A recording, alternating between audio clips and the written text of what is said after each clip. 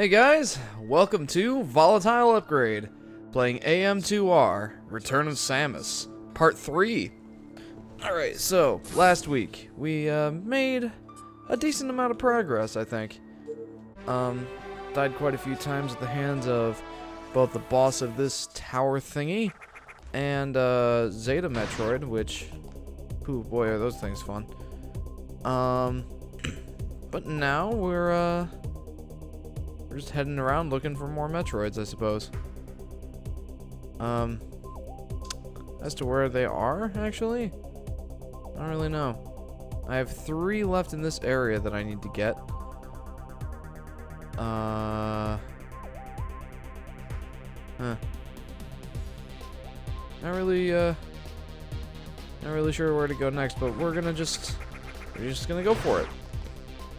Also, I should note, Adam will be here soon. He was at home over the weekend, and he's coming back up tonight. He should be almost here. He left his house about an hour ago. Anorak says, "Oh, hey-oh. Hey, Anorak. Welcome to the live stream, dude." Like I was saying, Adam will be here fairly soon, probably in the next 5-10 minutes. Anorak says, "I would have been here when the stream started. I had the tab up, but it didn't start until I changed back to this tab." Interesting. I've had that happen on some live streams before. But yeah, Adam will be here soon. He'll help spice up the commentary. I have found that quite often with this game, I need to devote a large amount of attention to killing bad guys, namely Metroids. Ooh, a save point. Lucky me.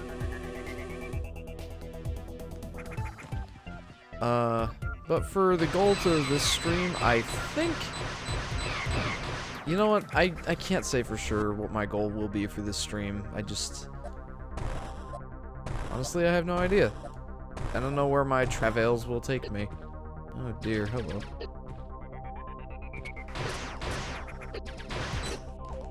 But I'm not liking where it's taking me so far. Jeez, dude.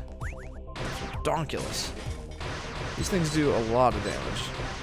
If that wasn't entirely clear. Ugh.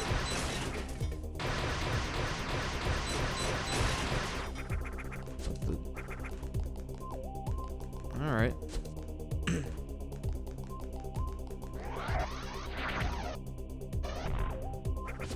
Okay. Bet you there's a Metroid in here.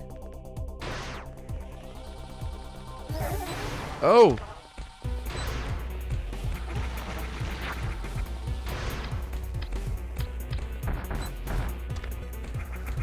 Alright, so a Zeta Metroid right off the bat. That's cool.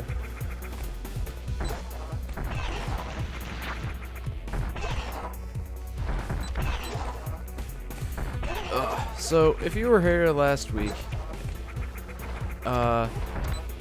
chances are you probably didn't see this guy, but this guy is super hard to fight. Mostly because he blocks a whole lot of super missiles. Like, it's really hard to land a shot on this guy. And I think that they fixed that in later versions of this game. Like, they did provide some update patches, but I do not have those updates. Apparently those make this guy a lot easier to fight. Ugh. Toby says, "Just shoot him in the balls." Oh, well, I am trying, Toby. Luckily, that is his one weak spot, so yeah, that's exactly what I'm gonna do, actually. The only problem is the sheer number of missiles this guy just blocks. It's ridiculous, actually.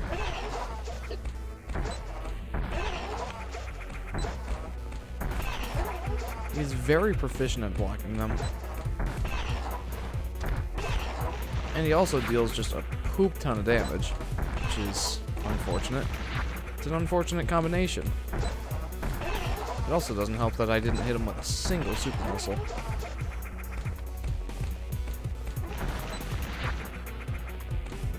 Ah. So close.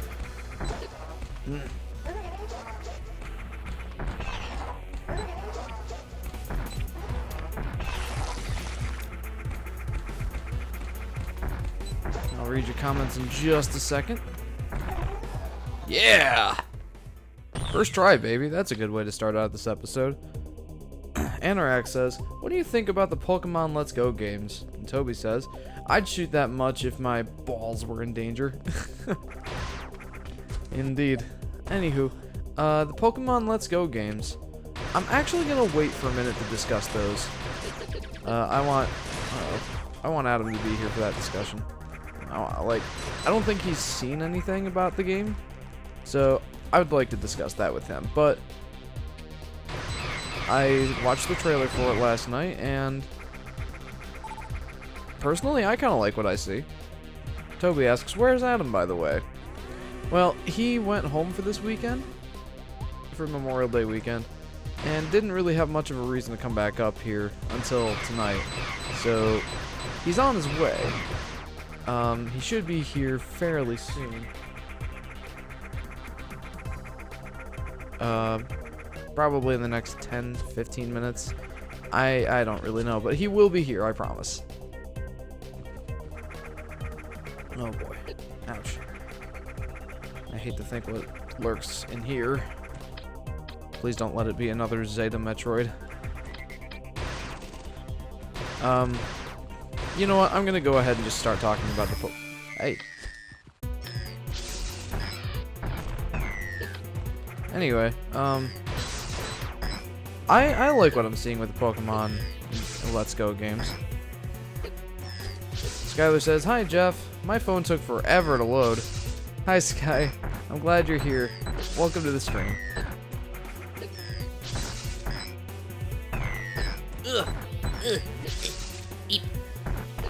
Oh jeez. Okay, so I just took out a Zeta Metroid, which is a much harder form of this thing to fight. And, oh, I just got pummeled by that thing. Anorak says, it's really nice to see Red again. So, I'm gonna be completely honest, I'm not all that familiar with the Pokemon series. I've never played one. So, I don't really know anything about any of the characters or any of the lore or anything like that. But yeah, that's kind of one of the reasons that I'm kind of excited for the new Pokemon Let's Go game. It seems to be like almost a spin-off, yet retaining most of what makes Pokemon, well, Pokemon. Anorak says, Red is the player in the original Pokemon games. Oh, okay. But me being unfamiliar with the Pokemon series, it kind of helps that it's a more casual take and a more limited scope. It has the original 151 Pokemon, which, good, because I don't know, like, most of them. The more popular ones I do, but, you know, just, it seems like it would be a good entry point for me to the series, because, yeah, I just don't know much about the game. Toby Stream says, another Pokemon Stadium would be nice. I don't even know what that game is, but I've heard the name. I'm sure it's great. And Anorak says, he shows up as a very hard trainer battle in the second series of games, and then as a battle in a few other games. Okay, I don't think I have the power bomb yet, so I can't access that area. Ouch, can I? Nope. Well, that's fun. I am at a moderate loss here. Where do I... There's a door in the bottom, but I think it's... I don't think I can go in there. Uh-oh.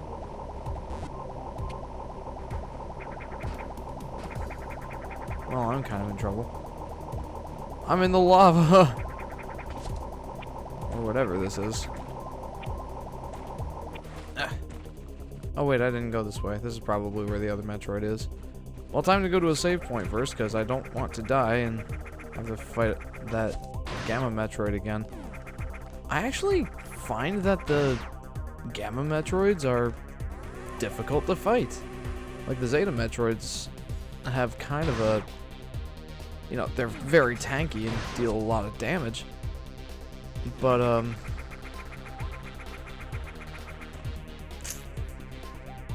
they're not... Like, they have a very predictable pattern. I was gonna say, please don't let this be where I need to fight a Metroid. That would be unfortunate.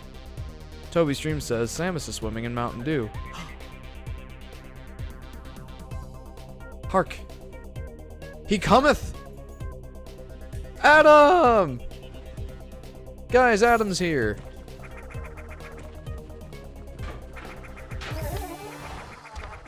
He also bringeth the cutting board back. I noticed that that was missing. Not that I use it much, but I did notice it was missing.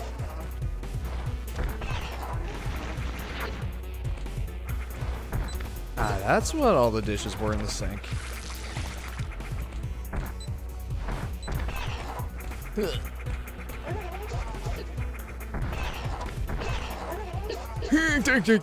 Well, that's interesting. Toby says, did Adam bring chips? No, he did not, but... Chips? Like potato chips? Yeah, we do have some chips. So, he didn't need to bring any. Skylar asks, who's more popular, Adam or Jeff? Well, Adam says Jeff, but I say that it wouldn't be Volatile Upgrade streams without both of us. I was able to hopefully keep everything's still balanced mic-wise. Yeah, I was able to keep the commentary going for the first 15 minutes, but... And I got back up. Oh, this room again. Anyway. How are you doing today, buddy? I'm gonna be fighting a Zeta Metroid, so you're gonna have to keep up the commentary for a minute here. Very tired. We Ooh. Those things can just go die in a hole. Yeah, I already had to kill one of them this stream. I saw. You just did, right? Or is this a repeat? No, this is a repeat. I got kicked out of the room. He literally just hit me, and literally hit me out of the room. So that's pretty cool. That would, well, I guess, but in a, you know, it's like in a sarcastic. That's pretty cool. Ooh, here we go. Way. Ah. Skylar asks, how was your drive, Adam? It was fine. It was, you know, it's sunny and clear right now. They are starting road work from the entrance to the 90, so Lehigh Station, 5 miles up into the city. That's all the way to the juncture of the 490 at least. That is going to just, well, do despicable things and unmentionable things to traffic in this area. Yeah, unfortunate. Toby says, aim to the balls. We're working on it.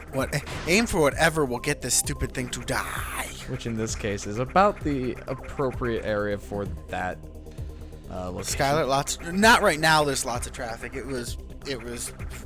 I mean, there was traffic, but it was manageable. Yeah, I think I had cruise control on 95% of the time. Oh, I thought you were gonna say 95 miles per hour. I'm like, jeepers. Yeah, Jeff, I was really hauling it to get here. That's why I was like 10 minutes late. Ouch, ouch. Ah. So, this room his movements are going to be a bit more predictable.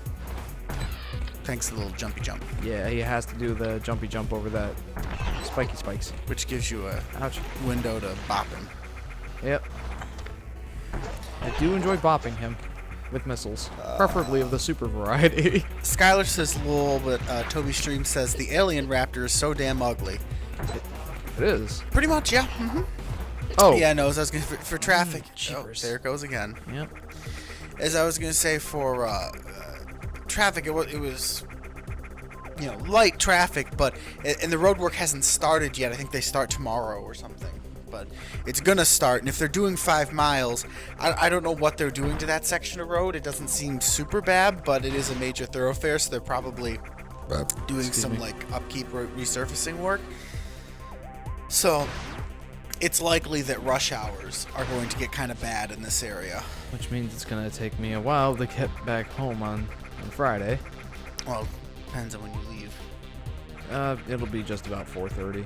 Yeah, you're gonna get there's some bad things happening to you. So, Skylar, I'll probably be a little late to your house on Friday this week. I'm sorry. Skylar, oh man. But I'll be there. It depends on how much they've started, because as of right now, there's nothing, at least on the lower section. It says they're starting here, like, today or tomorrow. Oh, come on, really? Ah! Back to the save point. We're gonna see this screen a lot, I get the feeling. Skylar says, poor Jeff. It's not... rush hour is never super terrible up here. Well... It's not like Boston. Well, in downtown, I don't enjoy it very much. Oh yeah, stop and go with lights is a pain, but it's not that and multiple lanes of traffic, and lots of one-way streets. Yeah, yes, it can be a bit of a pain, but, like... I have driven... Skylar says, I'm glad I don't have to drive on the thruway. I have driven only a couple times, thank goodness, in like major metropolitan areas in rush hours. I spend all my life avoiding them now. It's Oh, I'm sure they're... And I'm sure they're awful. Only 1 or 2 times have I ever did it. And all the rest of the time, it's been me in the car with like mom driving. And she lived in Boston for a couple years, so she knows what she's doing. A little bit. I mean, that was years ago, so... But, yeah, she's a pretty good city driver, as long as we know where we're going. Sometimes we can get very turned around if we don't exactly know where we're going. But it can be really, really nasty in... excuse me. This is that... Rochester never gets that bad. It can get bad, like... very uncomfortable driving situations, but it's not as... Ouch. Ow. There are times when it can get really bad. But yeah, you could be in for some really nasty traffic. Yeah. Just saying it could be worse, but then in some ways not too much worse either, so... At least it doesn't lock down until like you literally just sit there and read a book. At least I don't think it does in Rochester. No, I don't think so. Like it usually keeps moving. It does. It's just very congested. Yeah. You gotta go right downtown, so. And when you grew up in the middle of nowhere, New York, no, that's what really gets you. When you've only driven in backside of nowhere land. Ugh. That's why my father literally pretty much won't drive in a city at all. I definitely understand that. Yeah, mom has always driven like it. How like the stereotype I learned later in life is that the dad always drives the car around. But that never was in our house. It was always my mom. I'll probably do that. Skylar says, my mom's good at city driving as long as she knows where she's going to. And then me too, And one before of your that, comments. was glad I don't have to drive on the thruway. Got that, actually. Oh, okay. Usually that's not the problem. It's very rare. The interstates and the thruway are very rarely the problem. Skylar says, I can't city drive. Well, I'm working on that, so you won't have to worry too much. What the... It's just slow, I guess. It's an airlock. Oh, no. That's probably means it's toxic in here. No, there's gonna be an escape sequence. I remember this scene from one of the YouTube reviewers that I watched on this game. Well, those things are annoying. cheap enemies require cheap tactics. Exactly. Is it a cheap tactic when it's included in the game design? I mean, I guess not. Well, Cheap or not, you decide. use our Discord chat to vote now. I'm sorry, I completely. I like that actually. All right. Well, it's. Oh, come on. It's my cover. It's from like Sorted Food, which I've been watching way too much of recently. Oh yeah. Come on. It's a British. Jeez, dude. Like food. Oh, look at all channel, this. Which.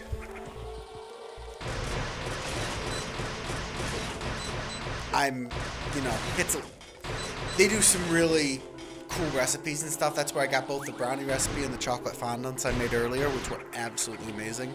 Oh, great. Oh, you get to go back through. How nice. Boing, boing, boing. I hate those. By the way, a new Pokemon game was announced and, well, revealed, I suppose, for the Switch recently. The Switch? Yeah, just last night. What? Like, so, Pokemon. So it looks like it's gonna be, you know, pretty close to the original, like the original first generation Pokemon games in terms of like pure content. It's gonna be somewhat of a halfway between a core game and a casual game. Something to grab the Pokemon Go audience. It still retains the classic fighting, but it seems to be like maybe a little bit watered down, is what I would say. So like, how can I say this? It's like I would play this on my Game Boy Advance Pokemon game. Yes, and it also features cross-compatibility with Pokemon Go. Ew, shit. I mean, it's not required, but it just screams too gimmicky for me. But then I'm jaded, so I'm sure. But for I'd me, have to see the execution. But for me, like, I think it would be a good starting point because it's got the core gameplay, but it's kind of watered down and simplified a little bit. See, I don't like when you see stuff like watered down and simplified. I cringe internally. I know, but for somebody who's never played the games before, might be a good starting point. Yeah, I can understand that perspective, but I am a EU4 Crusader Kings 2. Now, I'm 3 tiers deep in menus looking at some arcane percentage. Now, I should have probably prefaced this statement with there is a core Pokemon, or a set of core Pokemon games, like real Pokemon games, coming to the Switch next year. What? You mean like along the lines of like Pokemon Sun and Moon? Okay, like an actual. So this is like the teaser. Kind of. It's. If you ask me, it's to rev up interest in the Pokemon Go crowd, and yeah, they're trying to suck them into a more standard. Yeah. And I think it's a good idea. I mean, it might not be what the fans of Pokemon want, but they're still getting what they want next year. So it's coming. They were sure to announce that. Yeah, like this is one of those things where I can only tell you if it's a good decision in retrospect because the idea is not. Boy. Oh no, I know what's gonna happen here. No. Skylar says, "I can't believe how poofy my hair is. I had it in the bun earlier and forgot to take it out until now. Lol. Oh, you should take a picture and send me a selfie. Yeah, I would like to see it. We're going to give you the poofy hair couple title at this rate. Anyway. This geothermal power plant generates the power to run all other facilities in the cave complex. Water from the hydro station is injected into the system using insulated pipes. Sophisticated turbines use the heat of the local environment, being extremely efficient with minimal loss of water. The massive amount of energy produced is stored in isolated arrays of power cells. One of these has lost some structural integrity, and any significant change in temperature could overload it." Mm-hmm. And what is this, super bomb? Yep. And you're gonna have to do it and blow it up to get out. And you're gonna have to run like crazy afterward. Here we go. Wait, wasn't that supposed to open the door? It opened something. Oh, you were so low. Alright, here we go. Oh, jeez. If I can get my space jump to work, that'd be cool. Sky says, haha, okay. Uh, Oh, no, you are.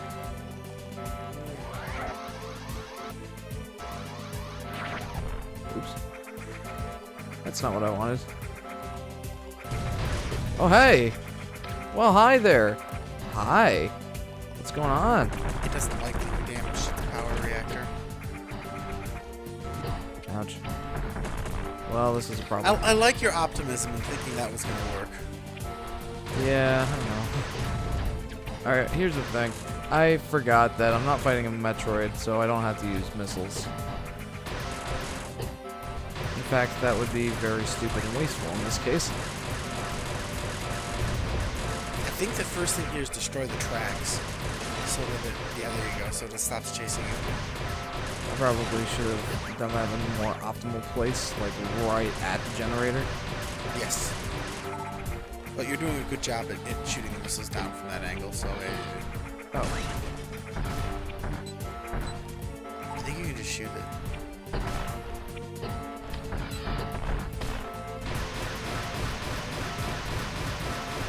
The bonus is that you're shooting the missile launcher when you shoot like that.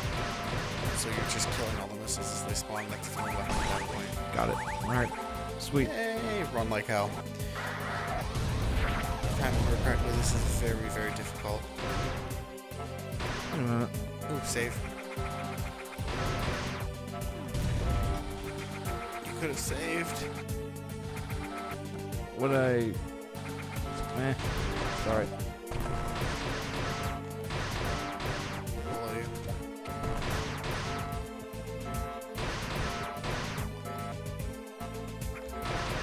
There we go. If you can get through this bugger all.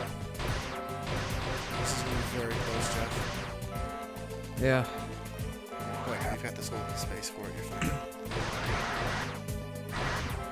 Got it. Alright. And you're out. That was actually not hard at all. Yeah, I did pretty good, I think. Unless you have to go higher. Oh, yeah. Then maybe. How far out do we have to go?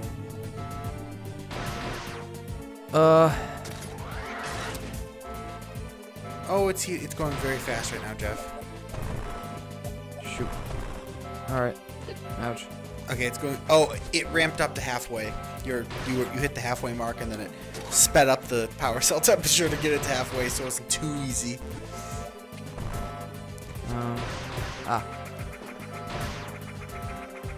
These sections can just. I am not a man that likes time limits.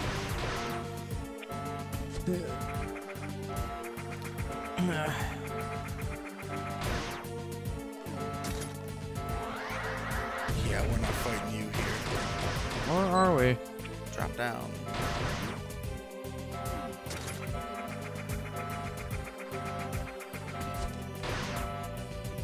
Yep. I do really hope I'm not missing something in here. Oh, you better hope so, because there's no coming back. Oh, right here.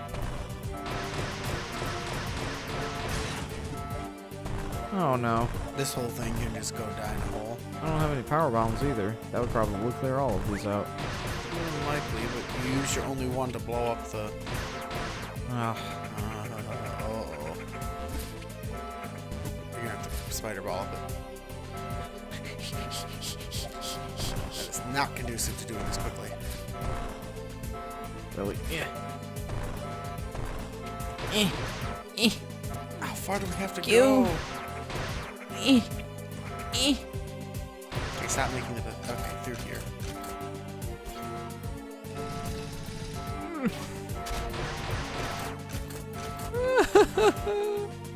Hopefully that closed airlock protects you. I'm pretty sure that's scripted. Yeah, because you only have 5.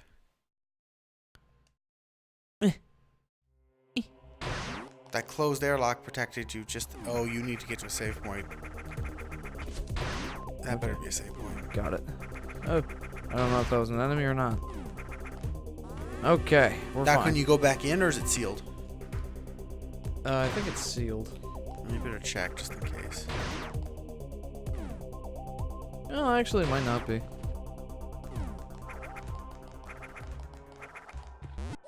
Oh yeah, no, I can go back in.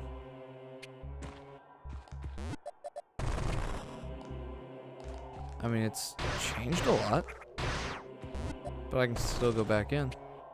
I think. There we go.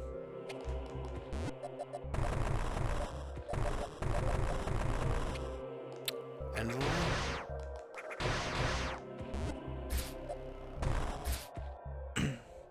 Skylar says my selfie turned out kind of dim. Didn't you see that hole open up? No, sorry, I was looking at comments. She says my selfie turned out kind of dim. Sorry. That's okay. I'm looking forward to seeing it later. Ooh. Last one. Right? Last E-Tank? No, I don't think so. I think there's at least 2 more. Hmm.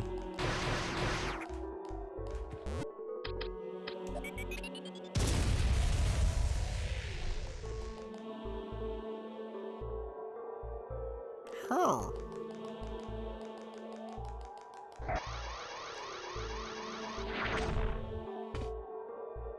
Then you need to super missile that?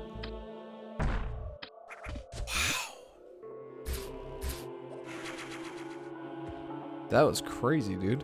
What'd you get? A missile. For all that? That was nuts, right? For all that? Yeah, for all that. Oh, man. That was actually nuts. But you know what? That was cool, so I applaud them.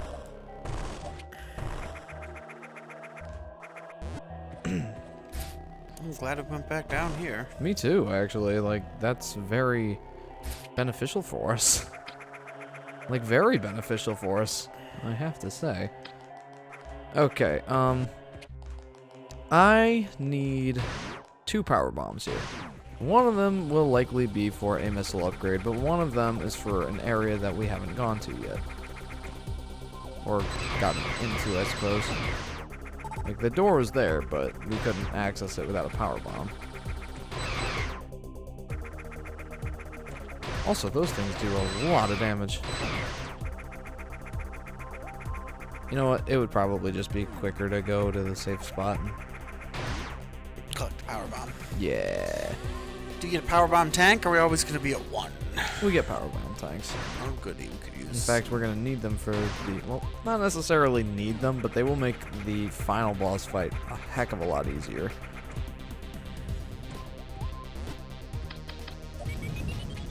Nope. Oh, there's one right there. Thank you very much. Wow, that's awkward. When did you want to stop? A while ago. Jeff and his obsession with getting there fast. Well, I mean, there's at least theatric. Sure, let's call it that. You already turned this one on, didn't you? That's right, I did. Well, looks like there's not much point to going back in here now, is there? Looks like the room you fought the boss in, actually. No, Looks like it, but it's not. it's not quite. There is one power-up in here that we haven't gotten yet. As represented by that bigger circle there. Right in the middle.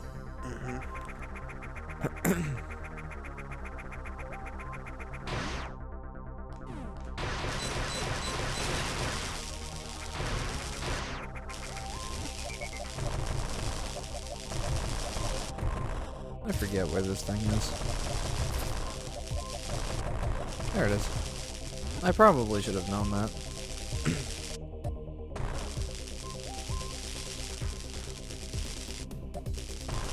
Man, I hate these things.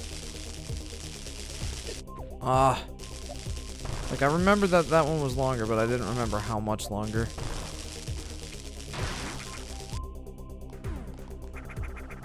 This is the boss fight. Yes, it was.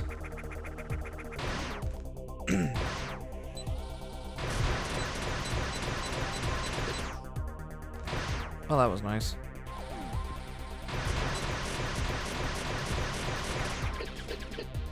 Wow. Some invincibility frames would be nice there, game.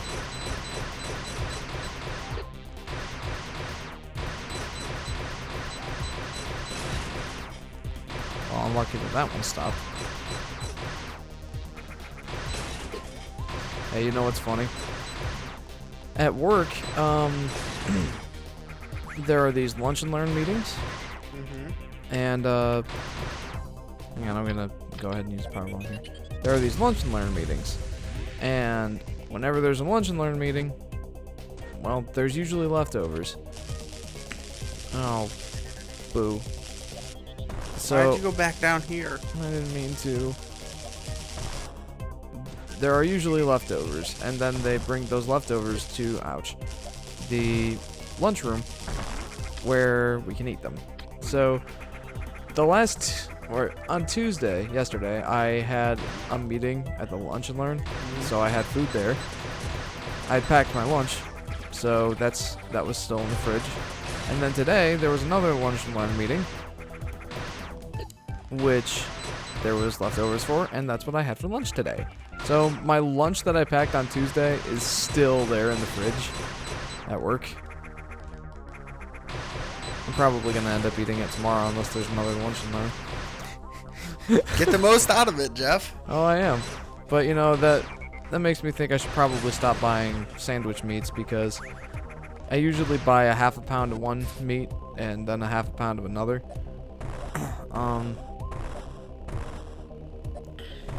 But now that there's so many lunch and learn meetings and stuff like that, I won't use that much lunch meat in 2 weeks. So I think I'd probably just better start packing peanut butter and jellies. But that's a good problem to have. Yeah. Where the heck is that item? You can just eat. Or you could just eat sandwiches for dinner. That I could do too, but that's not very enjoyable. I mean, food's food. Yeah. I mean, I know your cooking I've gotten skills. pretty. What are I've you gotten eating? pretty Soup? tired of sandwiches. Yeah. I ate a lot of those in my last job, but you know, beggars can't be choosers, I guess. Especially like you said, I'm not exactly culinarily inclined. I was gonna say, like, I would understand if you were like cooking up like all sorts of stuff for dinner and stuff, but you usually have what, some soup? Some soup. Tonight I had Ramen some noodle. ramen. Ramen, soup. If I'm feeling especially ambitious, I'll make macaroni and cheese and some hot dogs or something. Yeah. See, It's a very lazy existence that I have up here. At least in the evenings. yeah. Well, you could always come home and help us build sets, because that's always. I'd really rather not. You guys can have fun with that. Yeah, no, you should have seen us this morning. So, this is I'm tired today because, as you know, my brother works night shift. Yes. And last night was one kid's last night at this facility. Okay. They're actually transferring him to a more secure one, or a higher. Yeah, because he's a troublemaker. Oh. Or I didn't get the exact details. Daniel doesn't name names or really give any sort of Haha! Definitely worth it. yes, or any real precise details. But he was enough of a problem / needed greater care that he was being transferred to, you know, the next tier of facility, if you will. Yeah. And so they Did called Dan him. say if you got any or gotten any trouble with him? Or? What? Well, he's probably not allowed to say those. Not say anything. Daniel? Yeah. No, it wasn't that Daniel got in any trouble with him. No, I mean, like, did the kid cause him any trouble? Did he have to or whatever? No, you know what? No, he didn't say anything. So I don't. He might have, but he didn't. I kind of get the impression that the long term, the other people were dealing with him. It was more that they had Anyway, so last night was his last night, and so they Yeah. called Daniel in for like a half shift. He went in at 10, and they calmed down by 2, and he left at 3 a.m., which is 5 hours early. He was only there for 5 hours, and so he did a half shift last night, which is the important bit of this story. But yeah, so apparently my impression is that they had him dealing with the rest of them, and he says that he gets along with most of the kids and the staff really well. So That's good. they probably had him dealing with the others. Well, they had The experienced staff on they the had job. the more experienced staff or people more specifically that have more specifically dealt with him, deal with him type thing. But irrelevant. Daniel had a half shift last night. He came home. He got home at probably about 4 a.m. or something like that. And instead of like a sane person going to bed, he stayed up to play Gears this morning. And woke me up at 7 o'clock because I was lying there in bed, and it's full sunshine at 7 a.m. This time of year. And I don't know, it was like between 6:30 and 7. I'm like lying there, and I hear voices coming from downstairs. And I heard Daniel's voice specifically. Yeah. But I couldn't tell if there were other voices because he talks so loudly and there's almost an echo at that point. He's like, he has his headset on and he's pretty much shouting. So I can hear him almost, not quite clearly, but clearly. He was certainly audible. Lying in bed. I can see it's light outside and I hear him. And like I knew he potentially could work a half shift, but I don't know, it was so loud it sounded like there were more than one people. It sounded like he was talking to somebody. Okay. He was just online. Yeah. Oh, this has to be where we get the gravity suit, right? I hope so, because if we had to stay here with this for too long, I'm gonna go nuts. I know the feeling. Wow.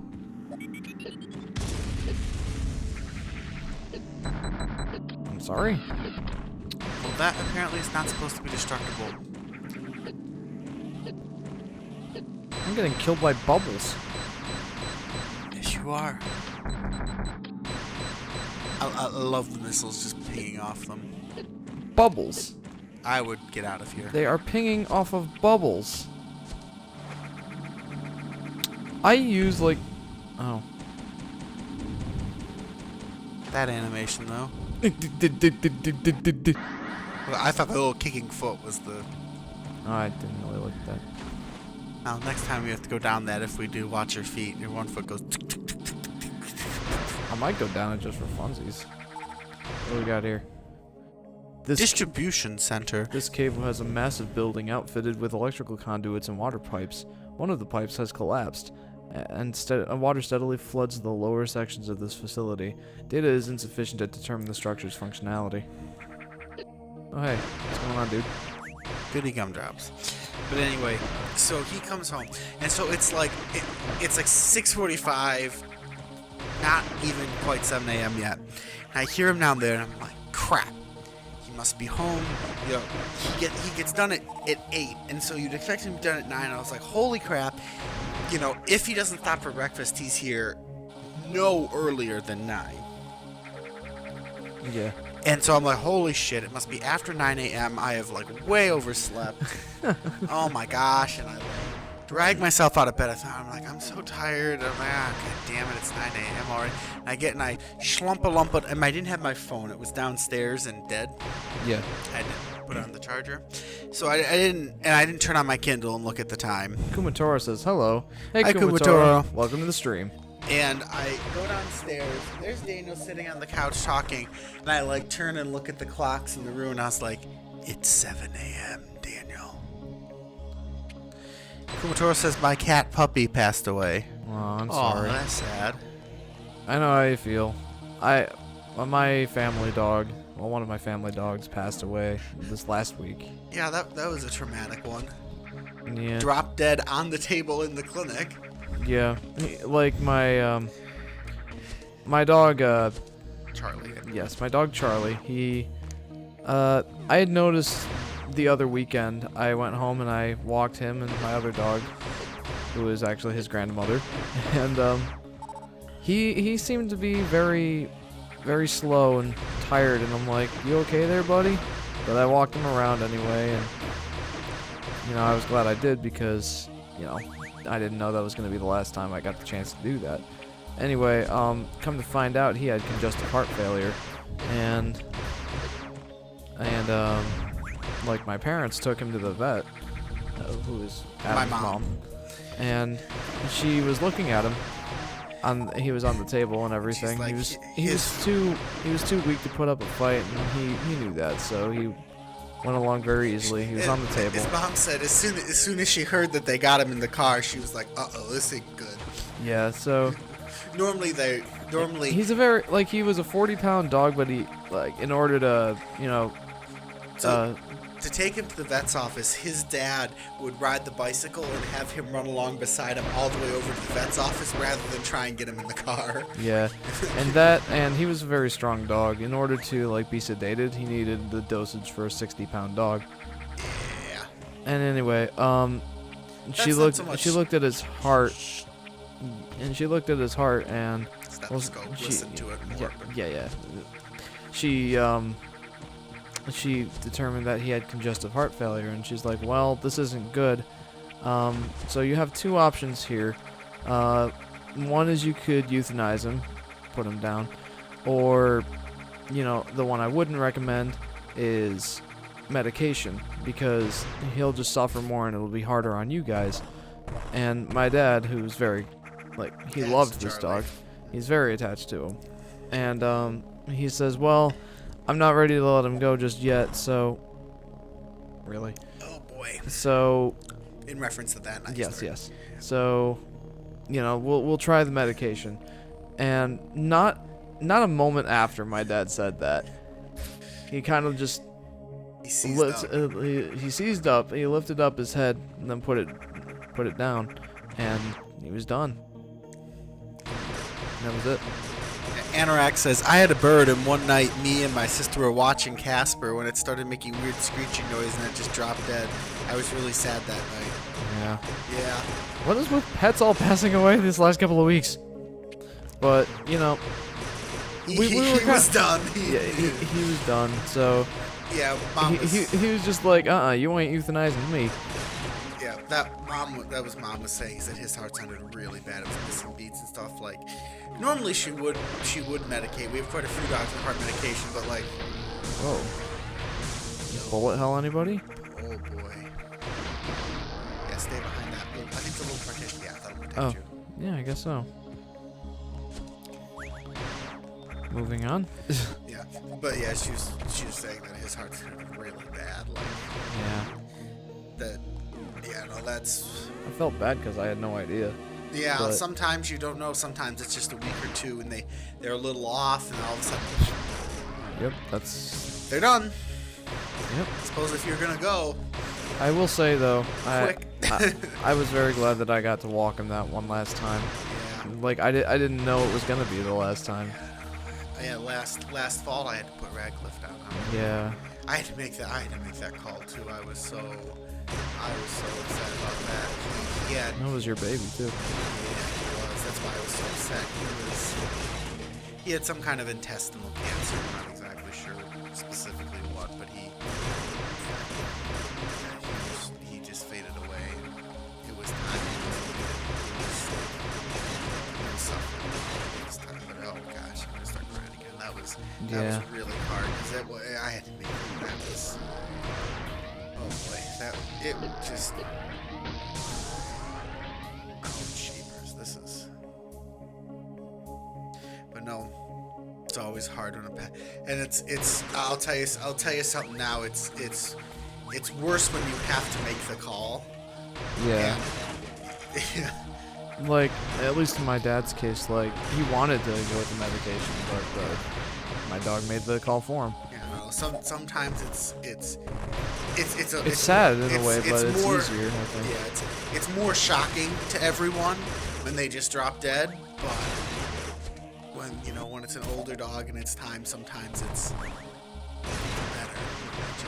They're done, and they're going out on their own terms. They're done. It happens. We see it when I was working at the clinic, you see it not too often, but once in a while you'll have one and they'll come in and they're like, we had one dog come in for their checkup and then a month later they Boss came fight in. time. Oh boy, Ridley. This looks like a Ridley. I don't think Ridley's in this game. Oh. I don't know what this is. Log entry updated. Better read this. This facility is a power distribution center. The wire linked to this facility provides power to various structures within the region. All excess energy is stored in portable spherical cells, which are distributed throughout the intricate passages of the cave system via vacuum pipes and carrier drones. These cells are filled to maximum capacity, and exposure to beam weapons will destabilize the energy charge. Well, that's not good. Don't shoot the glowing orbs.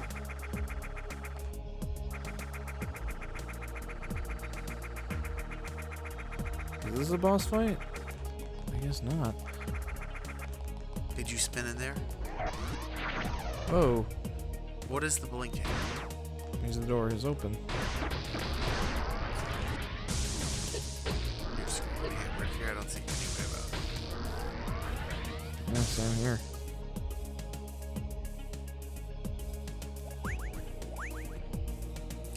I do like those guys, though. I've not seen anything like that in another Metroid game. I think it's very, It makes you think for sure. makes you Oh, hesitate on gosh. pulling that old trigger. Why did you stop? There's a collectible back there, but it's probably under where the screw tech is, so I can't get it right now anyway. We see, like, it always just... But yeah, it's always trying to... Oh dear, what is that? So that doesn't damage me, but it does... Oh, hey. But it does prevent me from firing my weapons. Oh, that The static field Very interferes with me. And it also deactivates other machinery. Yeah, because I think you're stealing the charge from them. I wonder if another pulse will turn it back on?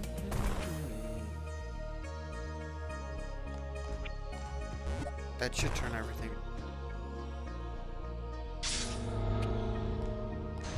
It's a cool little puzzly section. It is. They don't often have these in Metroid games. Oh, this can just go bye-bye.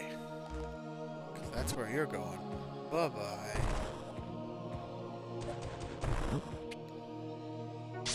There we go. Let's go left and save. Fond of that idea. The accidental shine spark. No, but it's back to the get off of the sad subjects here. Sounds good to me.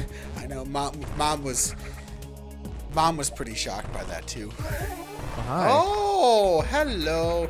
I wonder what it does to him. Probably not a whole lot. Jack Diddley. Okay, excellent.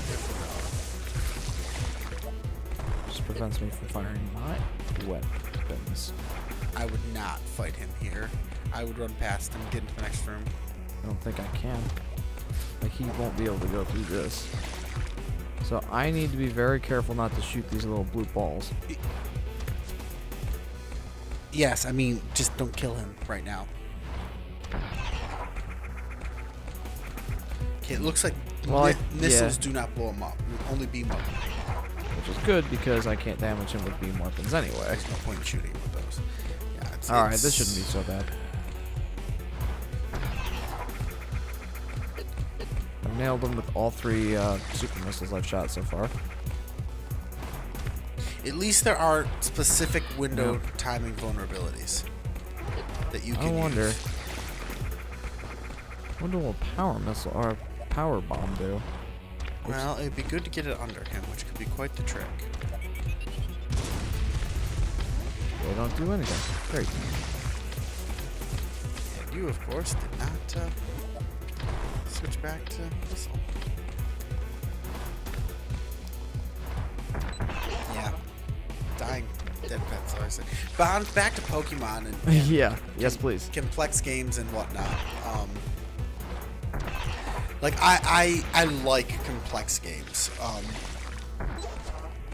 I will say that sometimes the like if the game is just awe-inspiringly complex right out the door, it can be very overwhelming. Leading you into it is important, but I like to be led into them and like learn the intricacies of them. Yeah, and I can see the appeal. Myself, I don't like them, but you know, like different strokes. I have played so many EU4 games. Like, I think his claws activate those things too. I have played England. I couldn't. So I first played England in EU3, and I had a massive. Definitely looks like his claws do. I'm glad I saved because I might die here.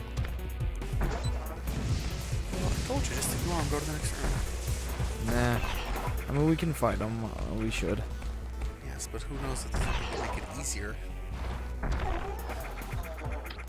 I'm impressed. Go back to the safe spot. Yeah.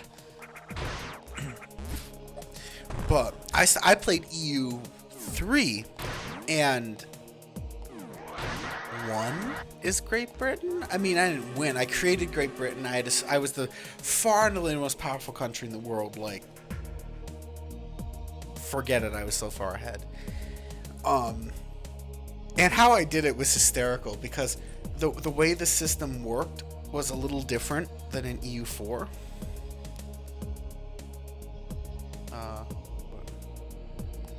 The way it works is a little different than in EU4. In EU3, there was the coalition mechanic was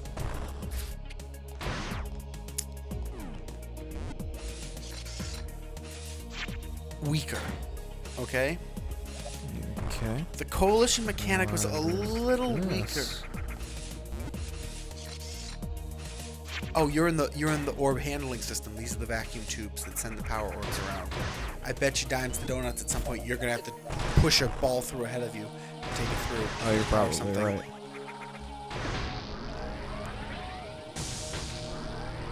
Yay for the blue blockage. Oh, there are more.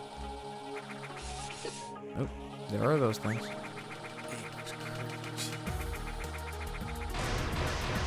Anyway, those things are so much easier when I have that weapon. Anyway, so like EU3, you probably don't understand when I say coalition mechanic. No. So there is this thing called aggressive expansion. Okay. Okay. And it's a diplomatic penalty you take.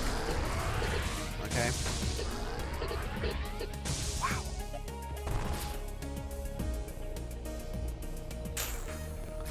Yeah. So it's a diplomatic penalty you take, and I don't remember exactly how it worked in EU3. They had some mechanic. It might not have been called exactly that, but it was effectively that. In EU4, how it works is that the closer people are to you, or the closer countries are to the territories you conquer, the more upset they are with you, in essence, and it bleeds off over time. Okay. Okay. So it can easily take.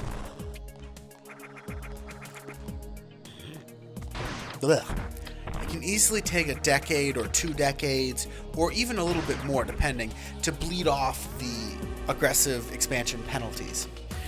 But the further from you and the territory you conquered the country is, the lesser the penalty. They don't care about it as much. And so it fades off over time. Okay? And the penalty is, of course, oh dear. The penalty is increased. The more developed the territory is, basically the more rich people more people that live there, the richer the territory is, and the more territory you take. Holy cow. Oh my goodness, you are boned.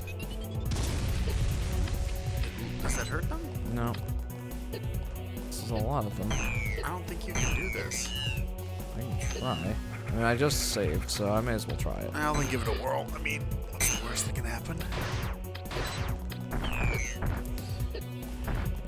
Me dying, but I mean, if you can kill like 2 of them, all of a sudden this becomes much easier.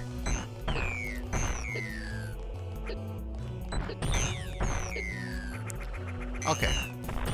You're so low health now, but...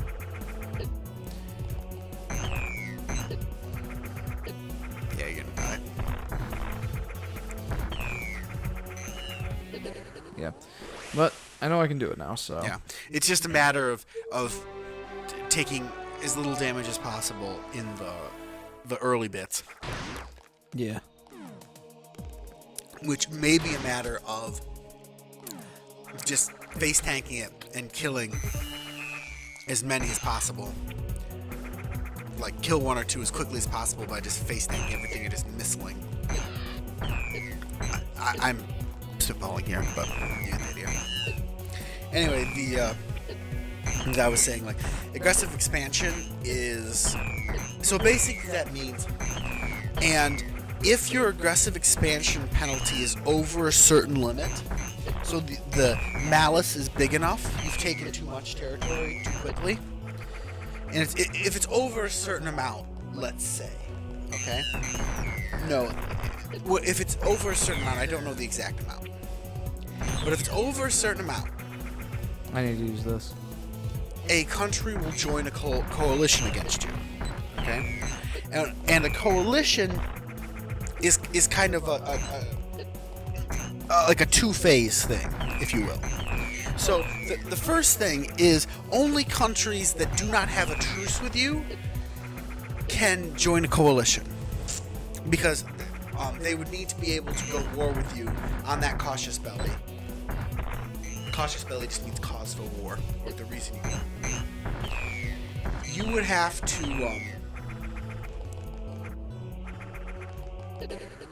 Ooh, it's hard. so if you have a truce with a country, they can't. So this is important because if you take territory from a country, they can't immediately join a coalition against you. Okay? Because you have a truce with them. The more territory you take, the longer the truce will be, which means they can't join a truce against you for a decent amount of time. Okay? Okay. Now, in EU, so both of them start at the same time frame, and there is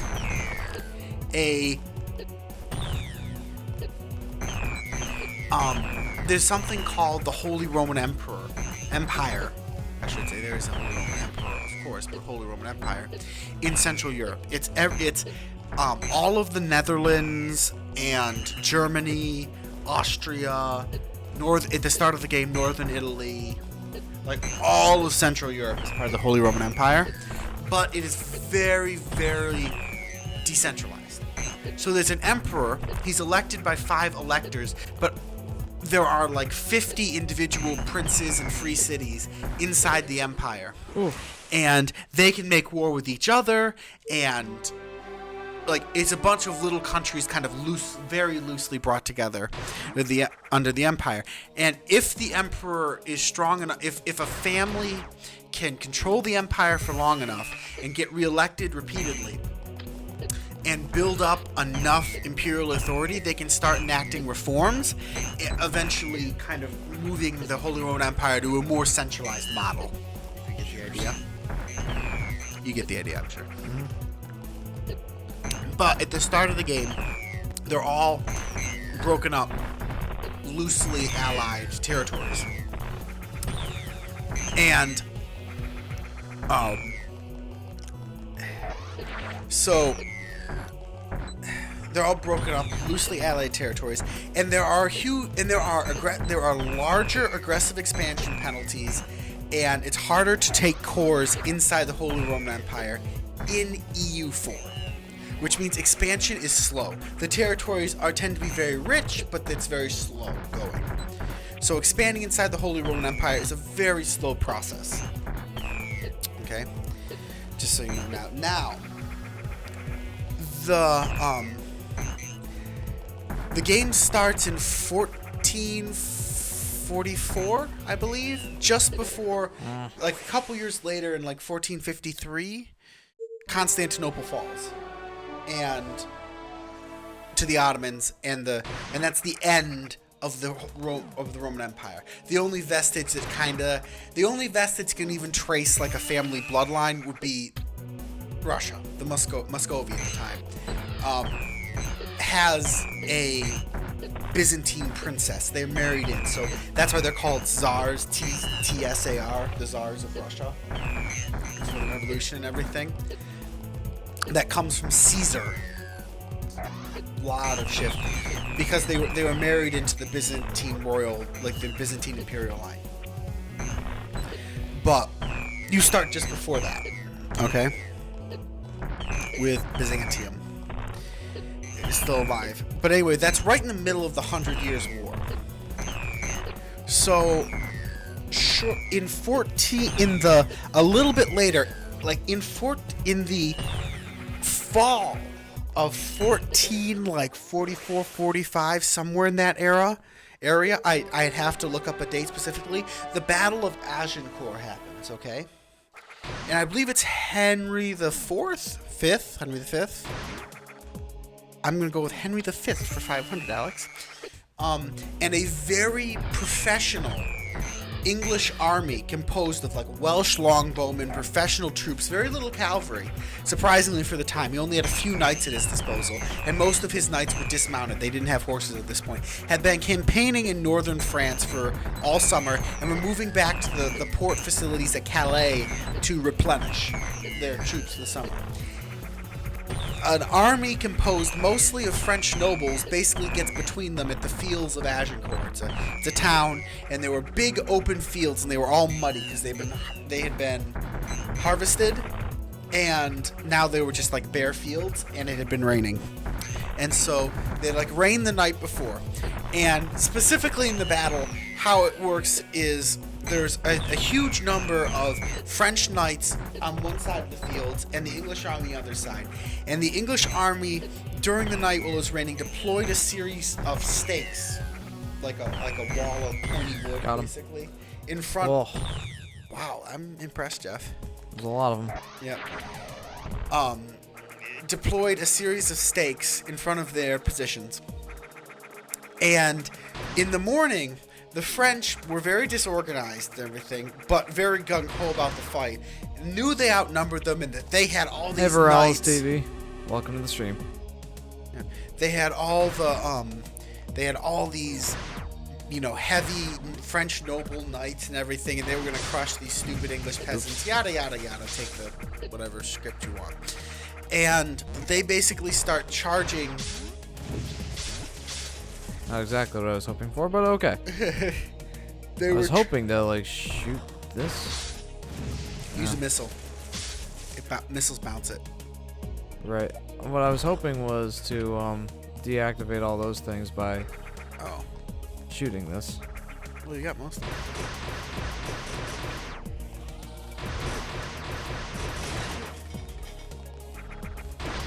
Oh, great. Smart man, you did not open that door.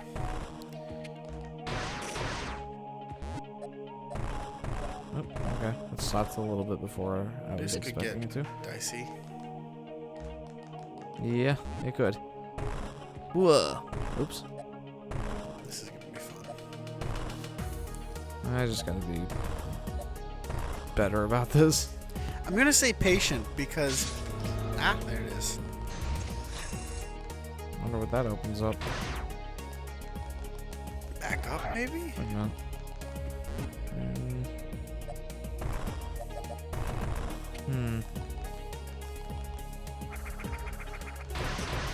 Honestly, can't say that I know.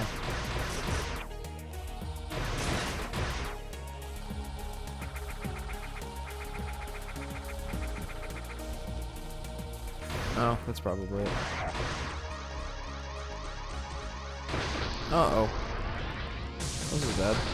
See Your ya. instinct to just shoot everything killed you. Just about killed you right there. Sure did.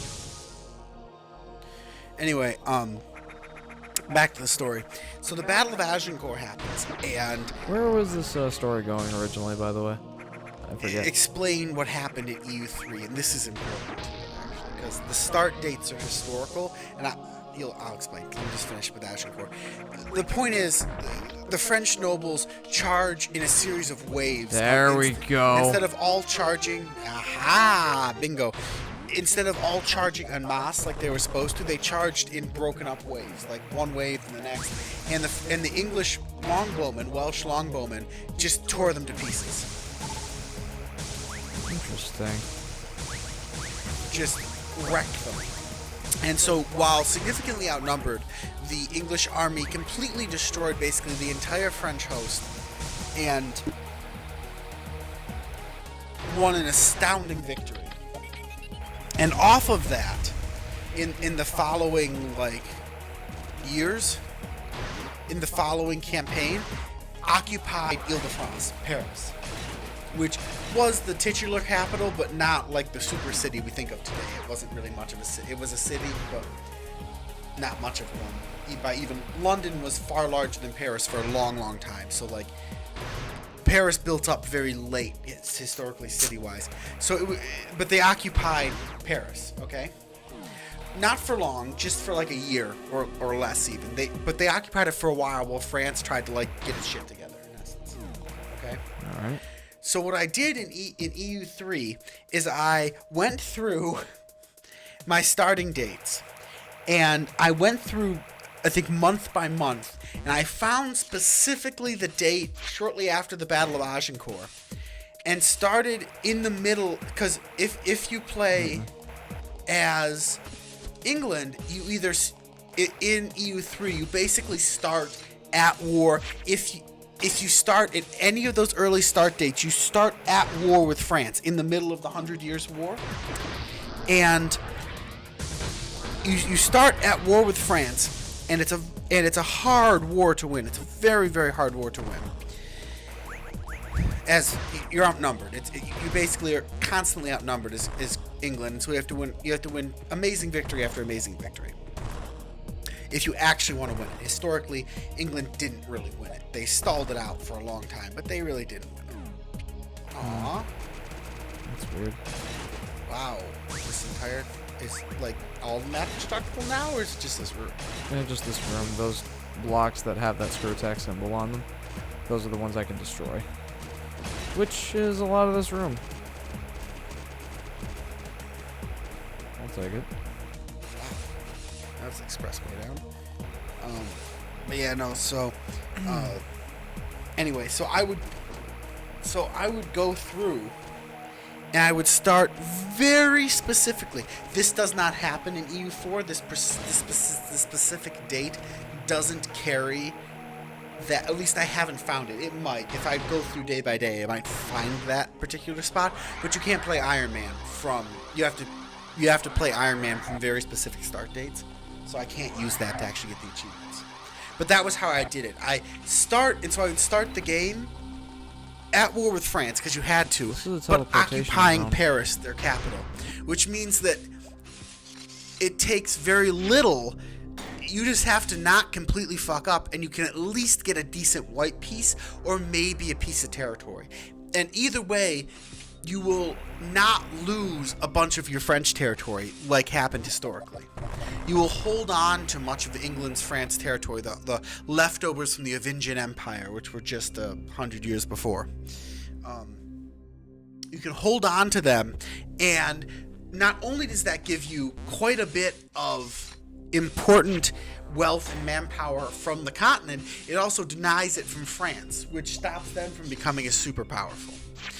So, in my grand playthrough in EU3, I basically drove France to its knees. I went so bad. I had loans, mercenaries. I just about killed myself to win this war. But I crushed France.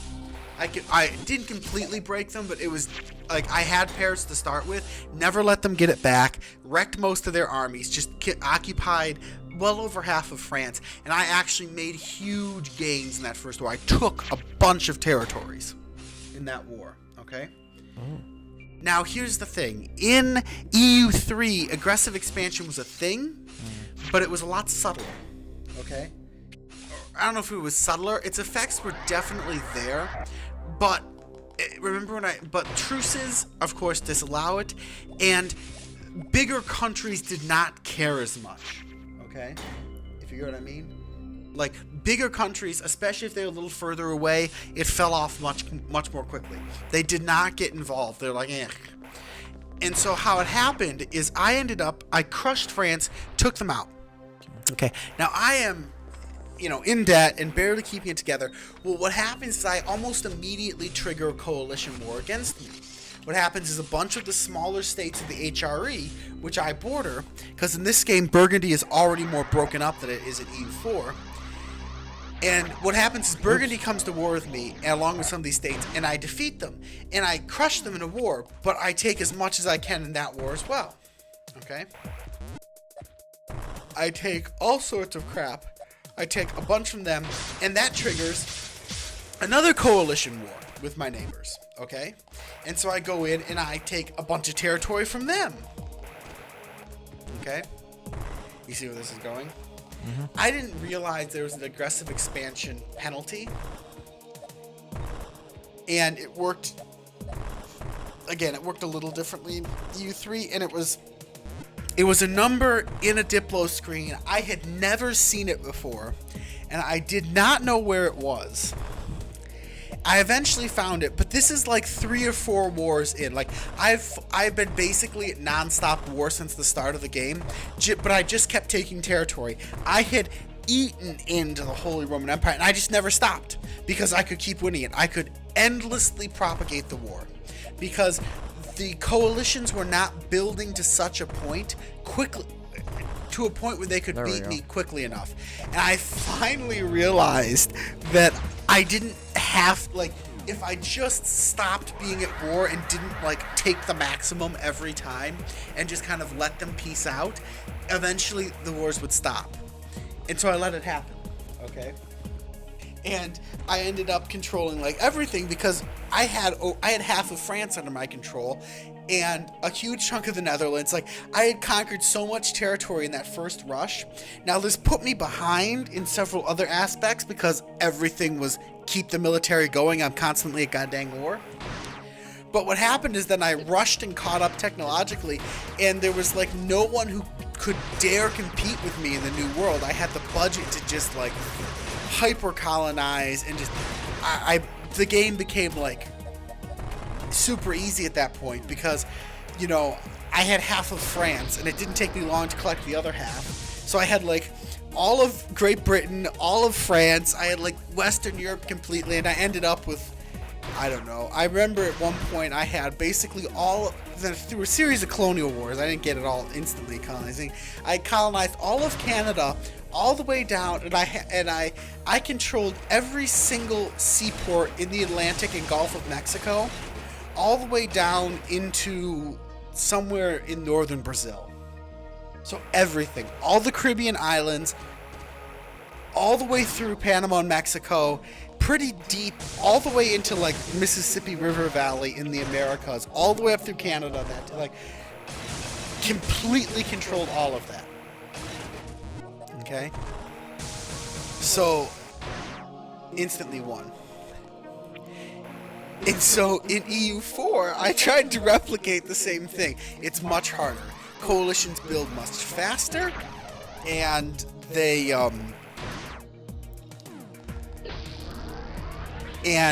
get much bigger. And your ability to sustain endless war is much lower.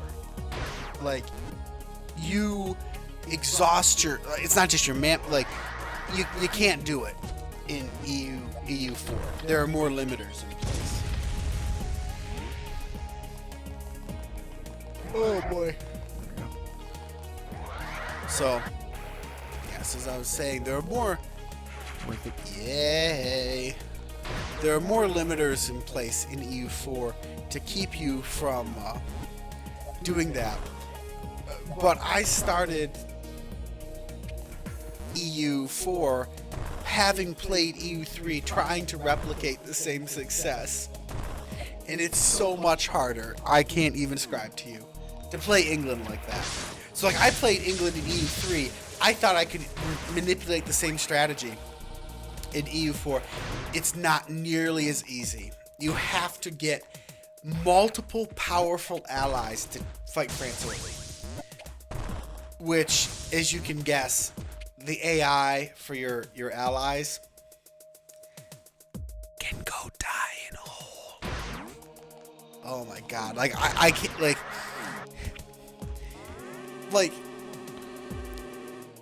just recently, just earlier today in a different playthrough, I was allied with France. France, the superpower France. France, I have the biggest army in the world except for Ming China France. Okay?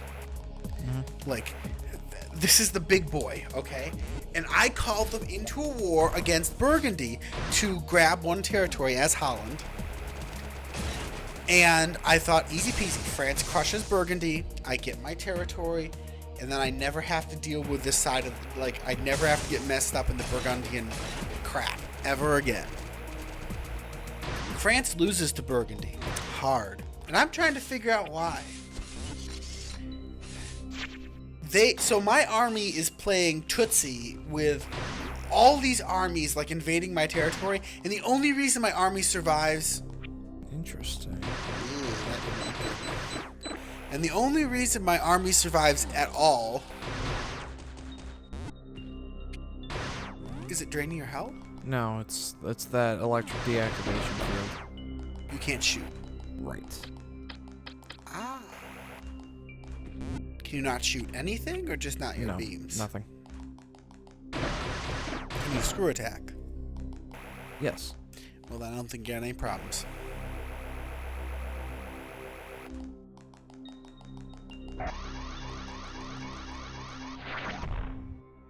Ow.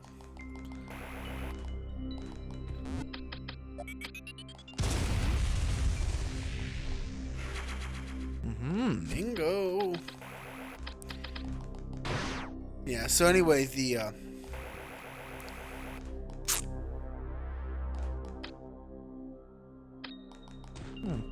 Ah.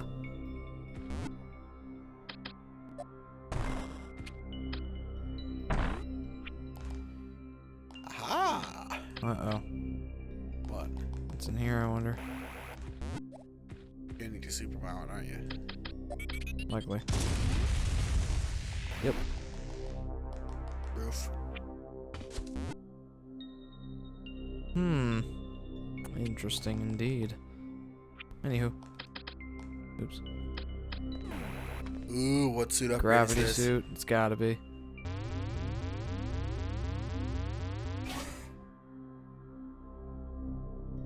Yep. Gravity suit, baby. Liquid friction eliminated and improved defense. Whee! But yeah, so This was not introduced until Super Metroid, mind you.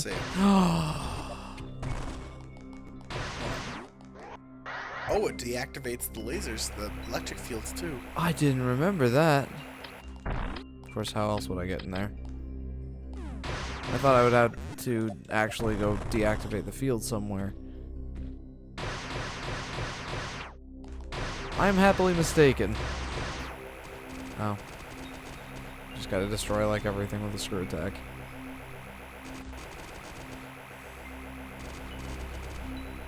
I wonder how this room looks at 30 FPS. I.e. in the stream. Nauseating is the only word I can think of. Uh-oh. Hello, water. Maybe we go seal the pipe now? I don't see why we would need to.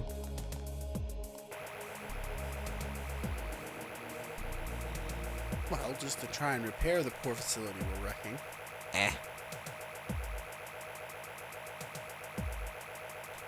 See, you're all about blow shit up. I'm about build things up. It's a video game, yo. Yes, I like to play video games, so I'm saying building my empire. Anyway, yeah, so like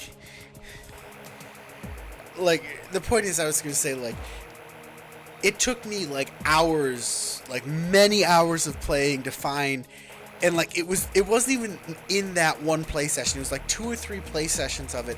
Eventually I happened to see something in the Diplo screen and moused over it, and it was like, this is like your aggressive expansion penalty, yours is maxed out, and so there are all these coalition wars firing against you. And it's just like, boy, if I had known that, 2-3 hours ago, I could have saved myself a boatload of trouble. Like when you say about learning complex stuff, once in a while I stumble across something like that, but the thing was I got through without knowing that. And oftentimes playing through as different countries highlights different things. Like there are mechanics that you recognize exist, but you don't understand how they work or like what they do exactly. I gotta use a power bomb to get a power bomb. Weehoo. Anywho. Okay. Works for me. But yeah, no, so like, you need to use... Where to next? Like, each country, you learn how to play a little differently. And it highlights different mechanics. Excuse me. And then eventually, you go back, and like, this is me, like, I played all these different countries. And I finally came back to do an Iron Man England playthrough, like my first one. My first Iron Man England playthrough, where my objective was to get some of the like critical, super hard missions, like One Night in Paris, which I did get, which I was so happy about. Which is where you take Paris as Great Britain, like you conquer it completely, which is a non-trivial feat. And excuse me.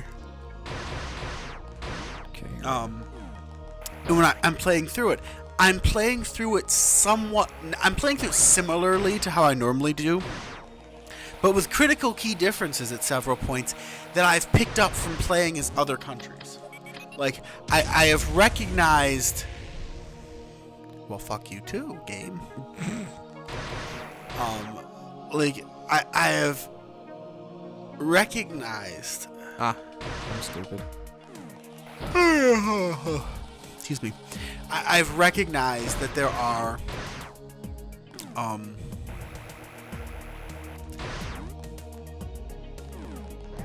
other ways to play the game. If you like, other mechanics that I can use that might be better for my Great Britain playthrough. The others would work, but this might be better. And the result has been astonishing. Okay? Like, learning all these other optimizations and then bringing them to a playthrough I was already decent at and doing good at. I am, like, it's so cool to see how much I've learned, in essence. How much more of the intricacies. And it's, what helps me keep me interested in this game is not, I missed this Sunday because we had stuff going on as a family, but normally every Sunday I play with 3 other people or more, sometimes 4 other people, and we have like giant maps and we're all playing together, and we pick crazy things we're trying to do with bizarre countries and everything. And so and talking to them, you discover what they do and how they play it differently and the other little tricks and everything. It helps, and then you go back to your own single player playthroughs and you bring more to it. Like, you understand different techniques for playing the game, I should say, or different ways you can play each country. And it's really funny because I read recently, long after I was into this one, I read an expansionist Britain playthrough, and I was boggled. Like, I had to like think about how they were going to play Great Britain through it, and I finally I figured out what they were doing, and I could not understand why you would play through like that. Like, it's so different from how I play it through. But you can do it completely differently, in essence. Like, I guess the thing I should point out, like, So in my EU3 playthrough, I completely destroy France. France is conquered. Basically, all of France is now Great Britain. Also, just a quick side note, Yeah. I love this color scheme. You mean the Varia suit or the gravity background? suit. The gravity suit with the blue for the spider ball. Yeah, I like that a lot. Not so hot on it in this form where it looks more like hot pink and orange. Not a bad color combination, just the image in my mind when I see her running is like a 80s fitness freak out with an orange like suits, you know, those like orange skin tight like orange tights. You know, but for a whole body. Oh. Like orange, like an orange tight, like you know that athletic material that's super tight. Yeah. Orange tights and then those big fluffy pink leg warmers and arm warmers. That's what I picture when I see her running with this. Now, when she's in Morph Ball, I love that color scheme, but they lose that dark purple for the most part, except a little bit on her shoulder. And all I can see right now is someone wearing, you know, like orange tights and the puffy pink leg warmers. Like literally, when she's running, she looks like a crazed 80s fitness video or something. All right, here we go. Are you ready for this? This will probably take a few tries. Oh, you're aiming for that bugger? So close. Do not move. Let's see where you land. Oh, you need to jump. You need to be at the crease of that pipe. Ugh. Right there. Oh. So that was enough. Go, go, go. Does it respawn if you fall?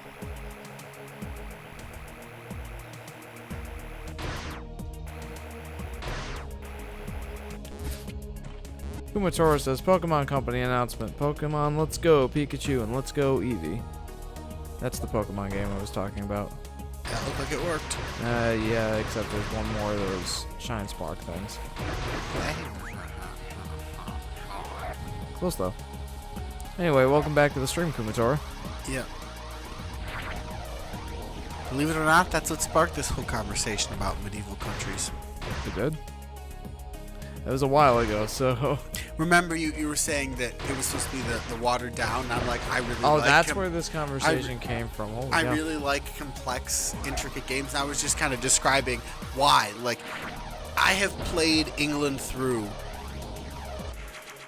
at least a half dozen times seriously. Like, I'm sure it's been more if you count, like, my false starts or when I started and then gave up on it. But, like, at least a half dozen playthroughs, like, seriously taking it, like, 8 hours of playthrough or something like, over the years. I've had the game for years, and they've changed a lot of mechanics, so, like, I don't think I've had more than 2 major playthroughs on any, like, patch, in essence, in any, like, relatively similar sets of patches, so that helps too. Note. No wonder. But even when I replay a... Oh, that's awesome. What? See that? I saw you. I kept the Shine Spark going when I was doing the spin jump. Oh. Kumatora, what are your thoughts on the Pokemon Go game? Or Pokemon Let's Go game? Yeah, so that was my point. Like, I can get so much more out of a game like that. Yeah. Like, otherwise, I play it once, yep, done. This one, it's so intricate, there's always more to learn, and and there's a difference between, like, because there's no, like, win condition besides if you're playing the, besides, don't die, like, survive the whole duration. So, like, don't disappear as a country, which is, depending on your country, can be very, very hard.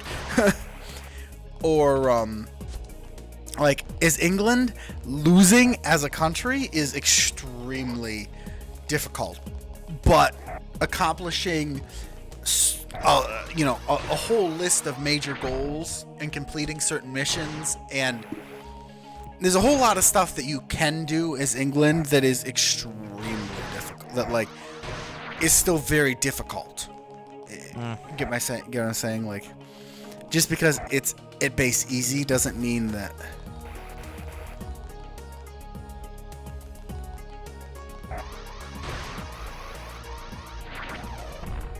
Hey! There we go. You did it! Yay! You ran right into spikes. I sure did. Let's see what'll... Okay.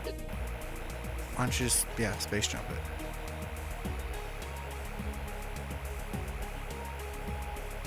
Ugh. Oh my goodness.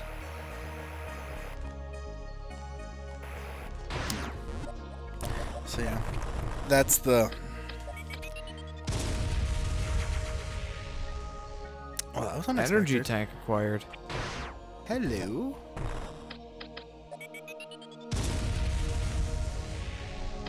Okay. You already super bombed that. I know, I was just checking. I got an energy tank. Let's see if I can get something more. Please, sir, I want some more. More? Anywho. Anyway, so yeah, so that's the like... Oh, what happened? Okay. Yeah. That was just dumb on my part. I don't know if this leads somewhere. Nope. Okay. Decorative it is.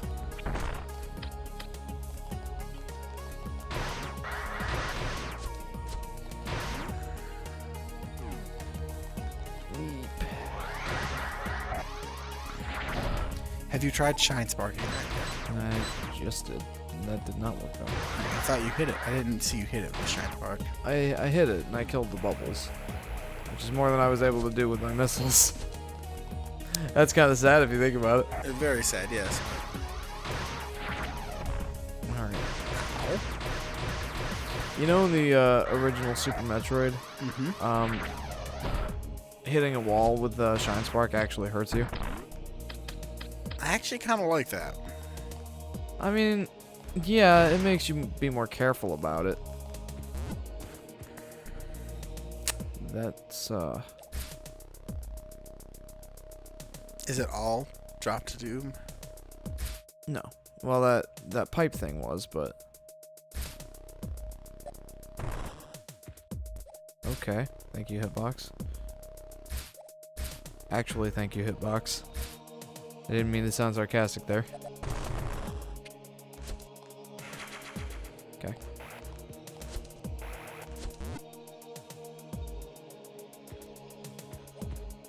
Some of these hidey things are starting to get pretty intricate.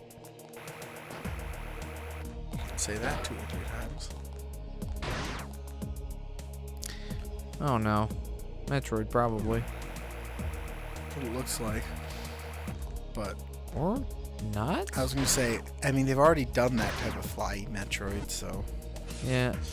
The only thing they could do is have both of them there. Nothing I can do here. Alright. But wait, where else? Where am I? I wonder what it is that I need to use to kill those things. Maybe the ice beam? That would make some sort of sense, I suppose. I suppose so, yeah. Well, I guess we just keep going this way.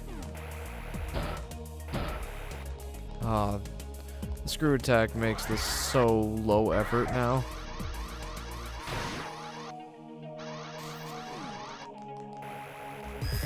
There they are. Alright. Let's write down the 2 of them, though.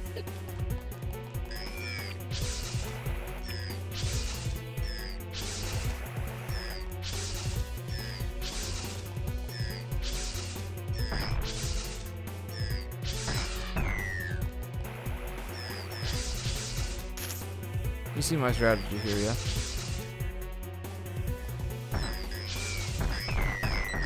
Walk up to the top, bait them up to the top, and then go down below them and shoot up at them. Mm-hmm.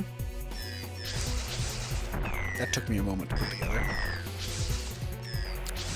So yeah, no, that was the... It's a good strategy. It seems to be working because you're barely getting hit. They have so many long animations with their zappies that you actually have time for this sort of strategy to work. I.e., they move so much slower than you can kite them very easily. Yeah. I mean, I think if it were not underwater, then they'd probably move faster. But yeah. Or if you didn't have the gravity suit. That was the last two in this area. Uh-huh.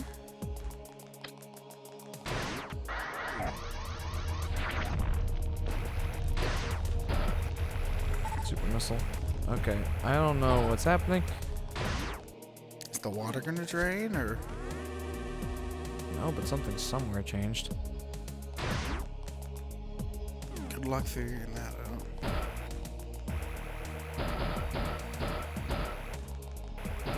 Bink.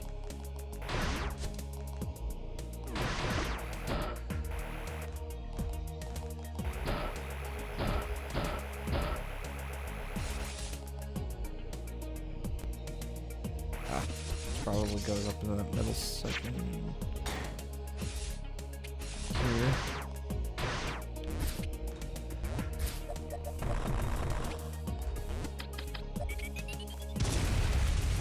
Oh, lovely. Cool. Anyway. Not too shabby. Other than the fact that I'm trapped here again. Alright, so... guess we go back in there. There's no way forward more, is there? Maggie says, ink coming!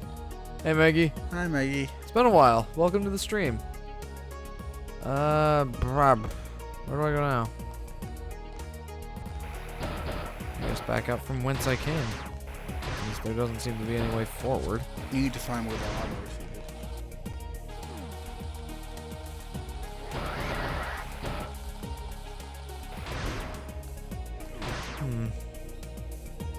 It could be that blue area there. Yeah, there's a drop down there. Yeah, it's gonna be a bugger to get to. I mean, not a bugger, but it's gonna take a while. Well, let's get hiking. Yep. There is a teleportation mechanic. Well, not teleportation, but fast travel, I suppose.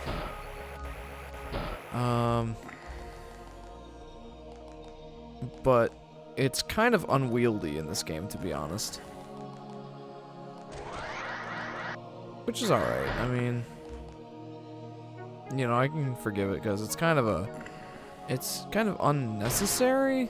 A nice thing to have, but you know. How is it unwieldy? You can only fast travel using that purple room there, and that takes you to the purple rooms elsewhere. So it's pretty limited. Oh, so it's like the central. Yeah, it's like the central hub. Maggie says, Nintendo announcement, new Splatoon. Splatmon? Splatmon, let's go Inkachu, and let's go Inkv. Yeah, we were actually talking about the new Pokemon game. Kind of. Like, I mentioned it, and then we started into a whole other conversation, but I digress.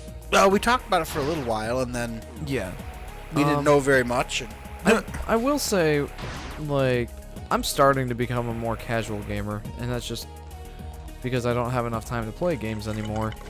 Or at least aggressively play games. Right, like, this time that I reserve for doing our live streams and stuff, this is basically it. This is all the time I use to play my games. Which is fine. Like, I'm actually not disheartened about that because I wonder if a screw attack would kill that thing. Nope. Kills the bubbles. But I'm not disheartened by that because, you know, it kind of opens the door for me to do more important things. I mean, as much as I enjoyed video games, I think the word you're looking for is enjoy. Yeah, I enjoyed video games. Why are you using the past tense? Well, I enjoy video games, but you know, it's. There are other things that are more important. Yeah, in like life. I'm growing up, I'm becoming an adult. There are more important things that I should be focusing on, and that's okay. It's not that you still can't play video games, it's just that you can't play them as much, which means that it's hard to hardcore them and yeah, be super good at them. And it's for that reason that I don't mind Pokemon Let's Go being a more watered down version of the game. Not only would it be better for me to get into, like, from a beginner standpoint, but I just don't have enough time to I will games. say that some of these so-called casual games sometimes soak more time than real games. Sometimes, but you know, other times, like, it's just a simpler thing to get into and, you know, waste 10 or 15 minutes on, and then gotta go do something else. Yes, but then you end up wasting 10 or 15 minutes here, there, and everywhere until eventually. It's much more manageable, if you ask me. Yes, you don't need to set aside as big a chunks of time. I understand what you're saying, manageable. I don't mind that they're going more casual because they are putting in a more. Gosh, dang it. All right, they're putting in a more core Pokemon game later. Yeah.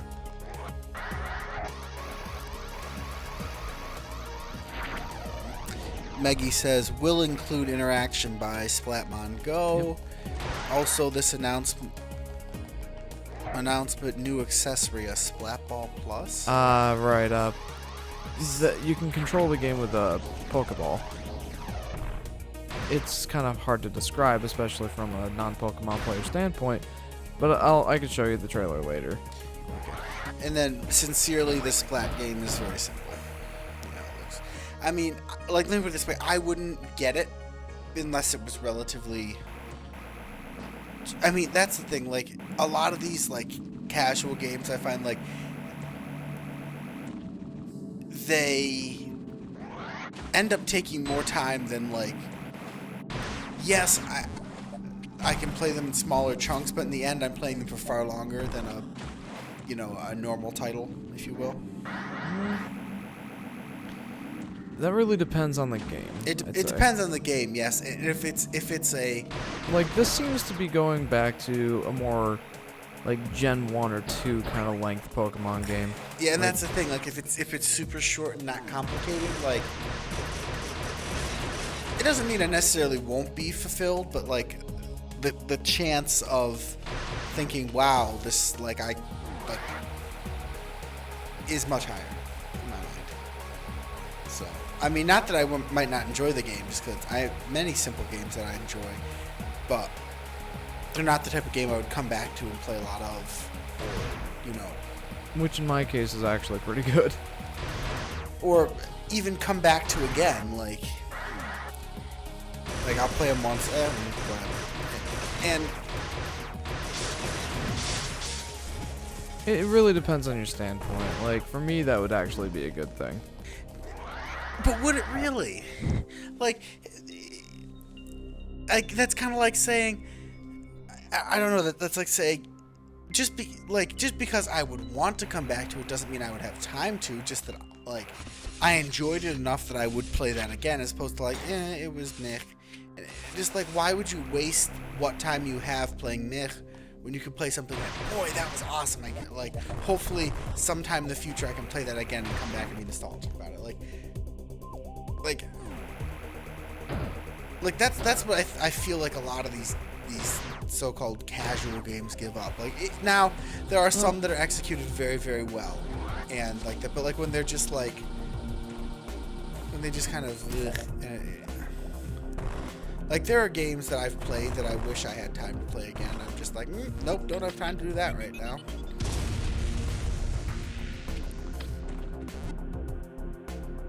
Well, I mean, like, I don't think, like, we have two very different mindsets about this. Like, it's going to be a casual game for sure, but it could be very fun, and it could be something I would like to come back to, but if I don't have the time to, that's okay.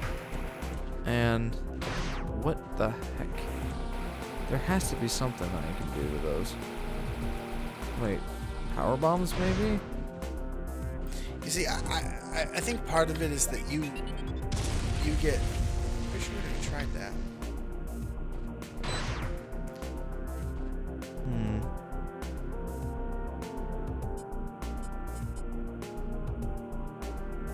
Yeah. Does one of those other types of beam damage it? Well, all of those beams are stacked. Okay. So I'm using all of those. I think it's gotta be the ice beam, which is the only beam I don't have left.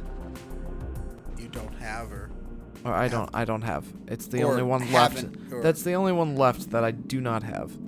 Yeah, I got what you were trying to say. It came out. Yeah, it did. And then Maggie says, but Nintendo revealed new generation of Pokemon for 2019. Splatmon. I hate this Splat character. But yeah. No. And I can go up there. I don't know if I should, but I can. yeah, you can. You finally have access to that door we've been talking about for ages. Yes, since part 1. Yeah.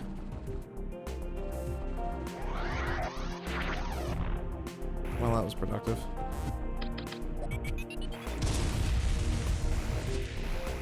Boy, that could be quite the trap down there. Yeah, I was just thinking that. Like, what if I didn't have another power bomb? I don't know if there was anything else I could kill to get power bombs. So, that's quite a hike. So, we'll use the fast travel. Very much so.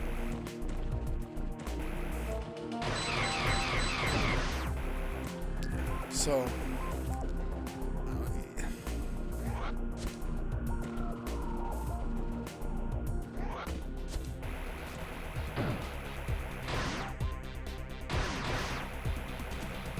Yeah. Okay. Also, I think that in this area there is one of these areas that I can't actually access. There's no way to get in there. And I never did figure out how I'm supposed to actually do that, get in there. But I'm pretty sure there is a way, I just never figured it out. It's either that, or there was supposed to be an update at some point that actually added something there. Which I never got the updates, so... is this the right place? It is not. I was going to say, I thought you went one too far over. I was wondering what you were doing. Not paying attention, I guess. Yeah, like, I decided to let you go up there and check the map, because I'm notoriously bad at these things sometimes.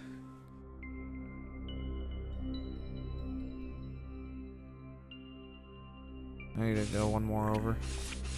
Is that the one you can't get into? No, I mean, like, the one after that one.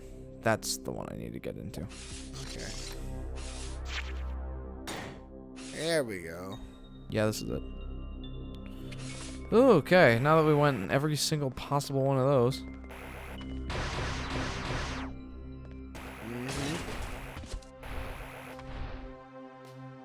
These places are just like 0 effort now.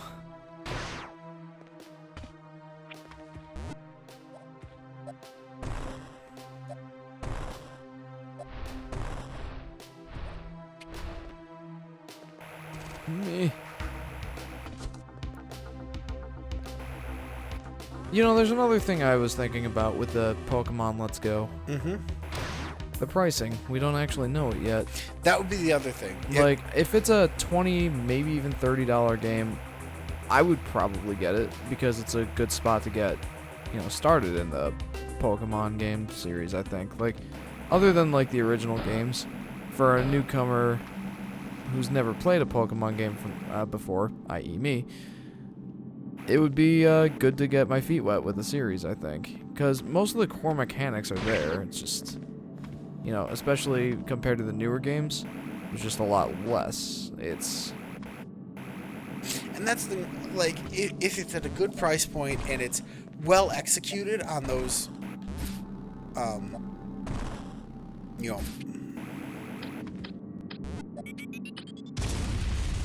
if it's well executed on those older mechanics. Well, alright. And that is... Power bomb tank. Wow. Well, I mean, we got something, I guess.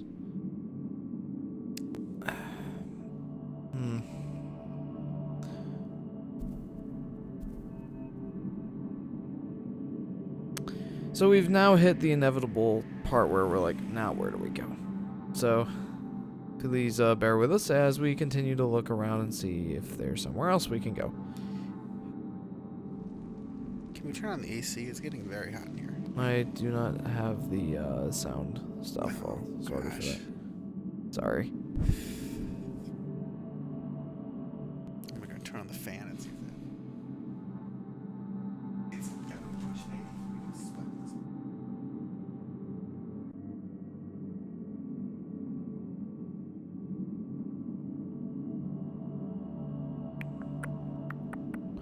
I guess I could try going there. Yeah, let's try that.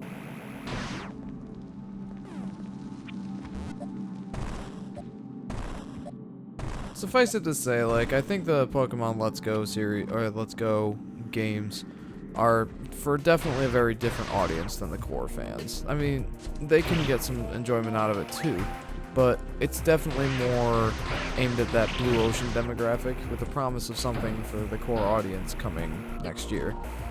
So, and as I said back when we started this, I think this is one of those sets of things where we have to judge by result more than, like, the idea is good, execution's gonna be critical. Right, yeah, for sure. And it would be more egregious if we didn't know there was another Pokemon game coming out next year for the core audience. No, if they just handed out this casual one. They're like, here's the new Pokemon experience. And this is what I'd have a problem with that because that doesn't really do much for the core fans. And if you're gonna ignore those guys, well, it's kind of a problem. But they're not doing that. They have the promise of something coming. Yeah, no, and as long as that's delivered on there, and, you know, as long as, you know, if I can play it and, you know, in a short amount of time get through it and be like, wow, that was a good game, I wish it was longer, but, you know, for the price that I paid and my expectations, I'm, you know, content. Satiated. Yeah, satiated. I would be totally fine with that. Like, I don't mind playing shorter games. I also don't mind even long. Like, there are games that I absolutely love that I play in chunks. Like, there are campaigns and games that I have been playing for like a year or two, because whenever I get to, like, whenever I'm in the mood and I have some time, I go back and chip another piece off the old stone. Yeah. And which sometimes results in hysterical things. Like, there are what game was it? There's one game where it's like my grand strategy stuff, but there's a notepad, so you can put notes about different territories, positions, armies. You can name a bunch of stuff, and then there's just plain notes you can write. And there was one game, and I was playing it back before I had to go back to college, and I knew I was going to have to stop working on it because I was going to get caught up in other things, and I was kind of done with it for the time being. Like, I was like, I've enjoyed this, and I at some point want to beat it, but I don't have the time right now or you get what I mean? Yeah. And I wrote myself like a whole bunch of notes and everything, and this like is set up. Interesting and new. Hello. See where this takes us. This might actually take us to the ice beam. Takes you to the surface. The GFS Thoth is a Griffin-class ship. Once an escort of Olympus-class battleships, it has since been converted into a research vessel. Its crew has continuously helped the Federation explore planets, ancient civilizations, and study species throughout the galaxy. The Thoth carries portable drilling machinery for excavations. The ship landed on a small valley. The present dig site connects directly to the underground research lab. An Anhur-class gunship is also nearby, registered to the rescue team. This is exciting. Let's see what happens. He ran into a wall. Man, I'm good at this game. There's the ship. Uh-oh, that looks like a corpse. That looks like a lot of corpses. That is a lot of corpses. Something killed them. Metroids or space pirates? If I remember correctly, space pirates aren't even in this game. Metroids it is. Well, it could be something else. We don't know. And there's the gunship for the rescue team. Oh, I thought the game just paused there for hello for a second, but no, I just ran into a little... Oh.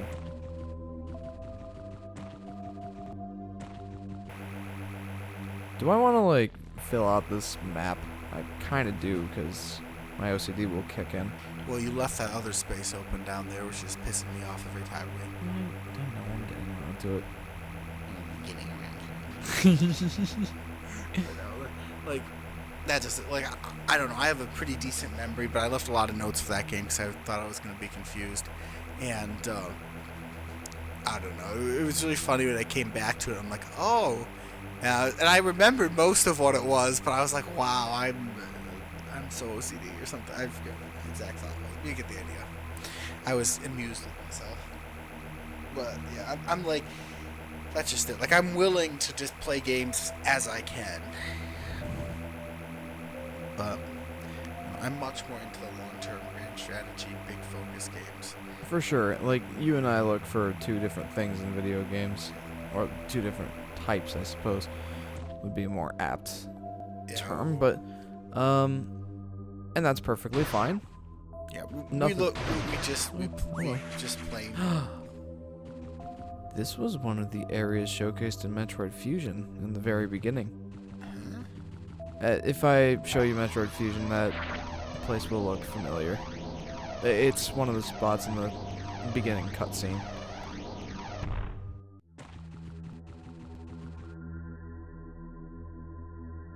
Oh, there's a lot to this. So we in? Yeah. Oh man, I'm dumb.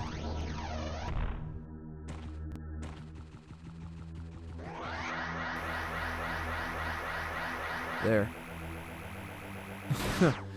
Anyway, back through this hall that we were just going through. One corpse. Let's go ahead and explore the insides of the ship. 2 corpse, 3 corpse, 4 corpse.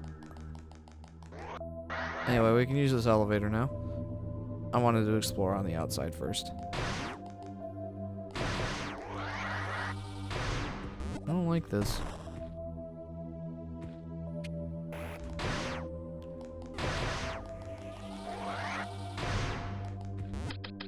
I have 7 power bombs now.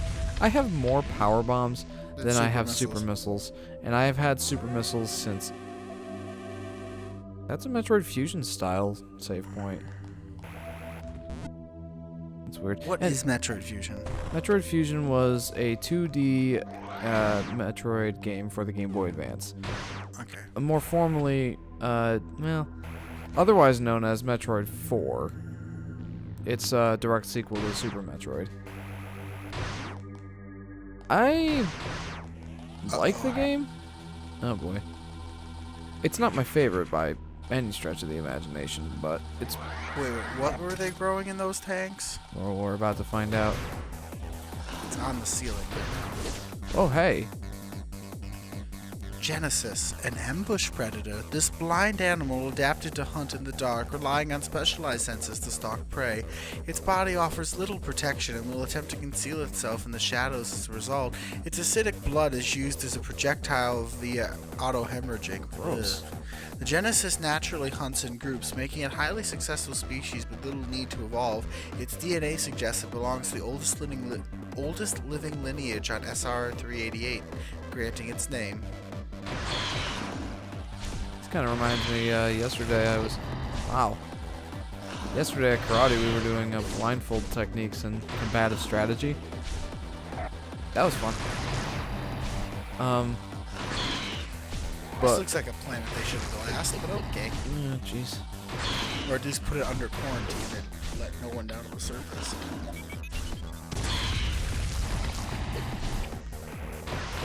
What were they saying about this thing not having much of a defense? That was clearly a lie. As it tanks more damage than freaking Metroid.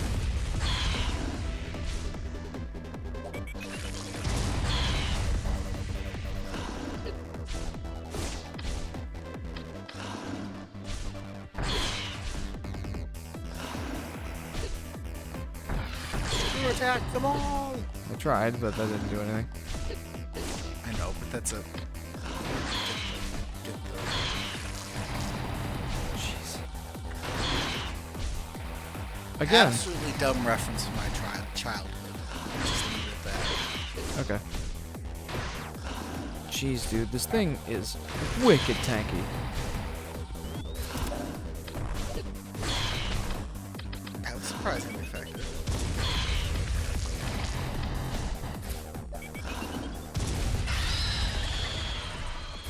That took quite a few power bombs. My next question is, how many of those do you think are on this ship? Oh, I don't know. I'm trying to watch the shadows for you to see them. That looked like that's the only thing on the ship, I think. I hope so. Check the front area, but they definitely could have spawned in more. That was a very tough fight. And again, like they said, it didn't have much defense, but clearly it did. Lots. Loads. Yeah. We have different ideas on what not much defense entails. Yeah. Actually, no, there's one more we didn't do. What I would assume would be the bridge / command control area. Oh, yeah. Hello, am I right?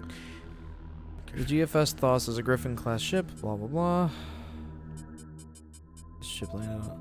The motion sensor monitor system displays as follows. Level 1, storage, no signal. Level 1, lobby, no signal. Level 2, comms room, no signal. Level 2, west wing, no signal. Level 3, east wing, movement detected. And that was where we were just at. So I guess that's it. Yep. Well, I was hoping that the ice beam would be here.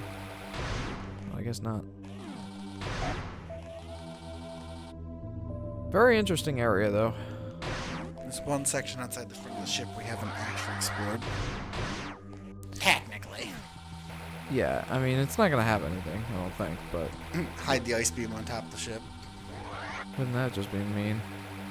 But very, in character for this game. Yeah.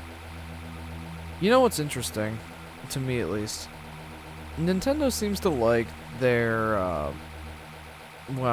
confusing continuities in games, let's just say. Like, for the Legend of Zelda series, for example. What's sacred, what's not? Well, what I mean by that is, like, the timelines are very rarely, like,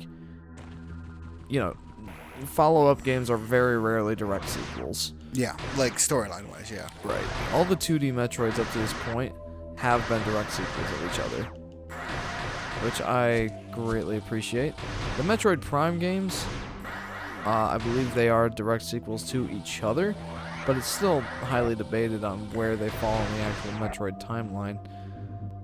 So that's frustrating, but the 2D Metroid games have been Metroid 1, 2, 3, and 4. Which, much less confusing.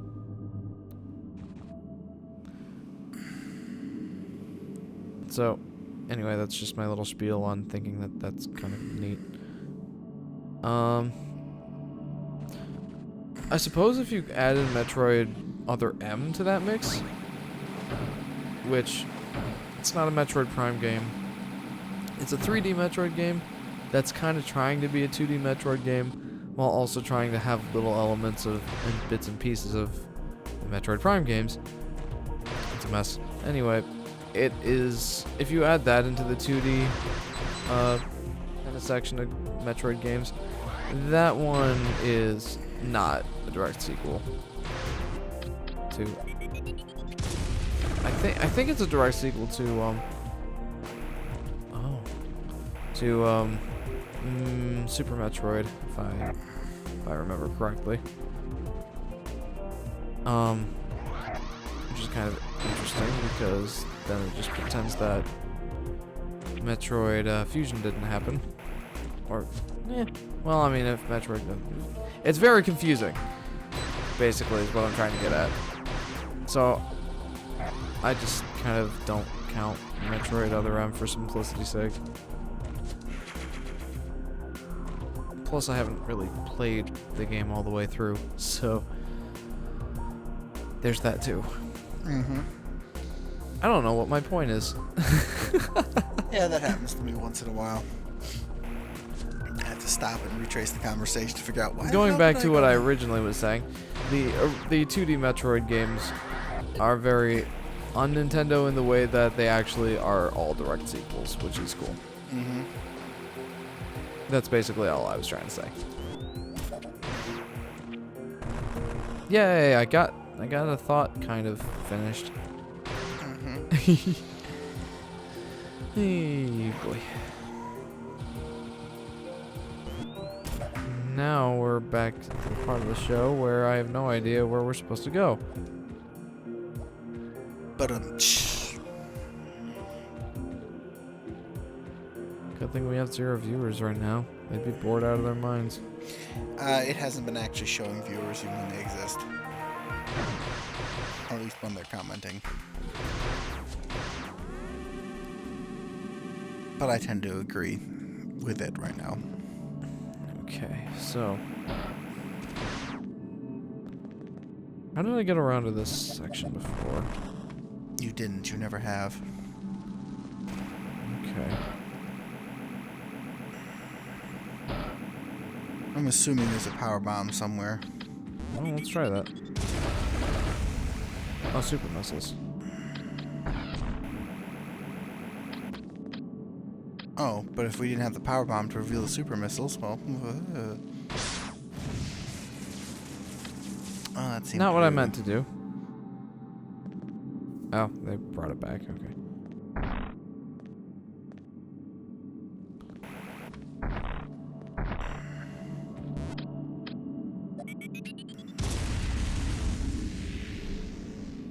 Surprised that didn't activate it. Oop. There we go.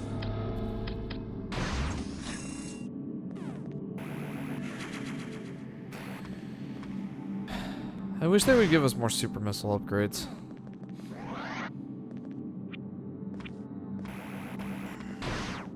At least we're getting a bunch of secrets. That's kind of neat.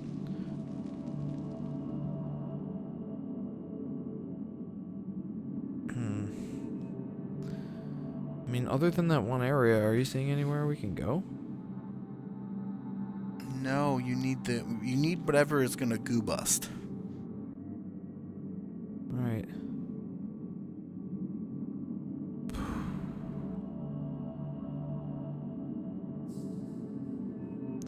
Is there something we were maybe missing when we went down there the first time?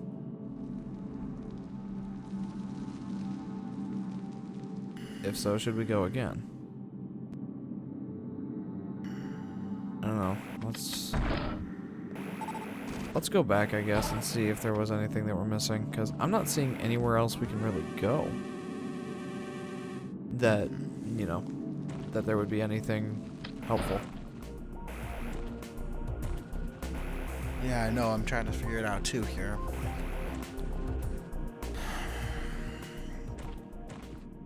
And Metroid II in general is pretty linear. I mean, once you unlock a section, you just go to the next section, but... I mean, there's plenty of room for exploration, of course, but I am going 100% the wrong way. Yes, you are. There's plenty of room for exploration, of course, but... by and large, Metroid 2 is pretty linear.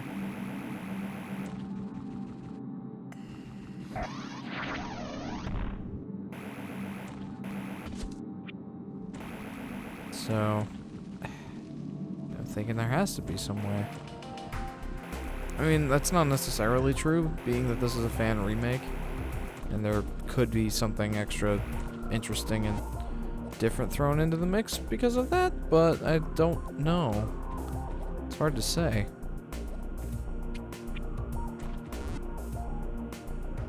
I mean, for all I know, the fan could have been just like, hey, this game is too linear, let's change that. Possible, but that would require a, well, I'm thinking it comes down to a power bomb somewhere. probably.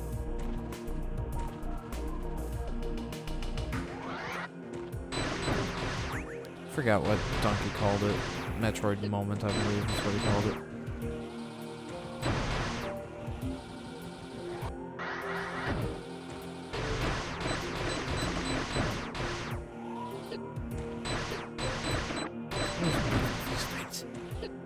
Meh. I just need to stop running ahead and just be more careful, but I'm not good at that. I mean, throughout the times that we've been streaming on here, I've gotten better at it, but I'm still not good at it. Yeah. It's like I'm gonna take my wallet out of my pocket because it's tacking itself to my leg.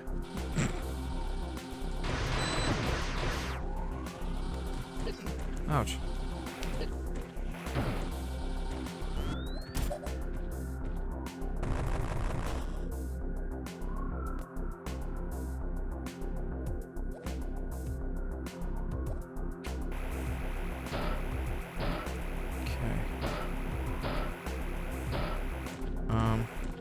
I wonder.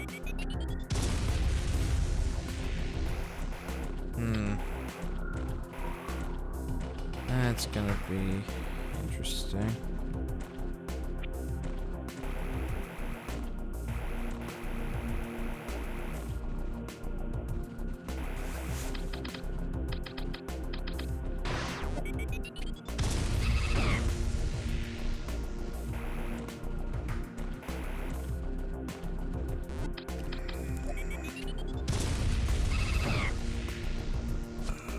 There's a lot of these things. Lionel says hello. Hey, Lionel. Welcome to the stream. Welcome to Volatile Upgrade. That was saddening. Very. You've tuned into the section of the Metroid stream where we're figuring out where we need to go. So welcome to that. Oops. Oh boy.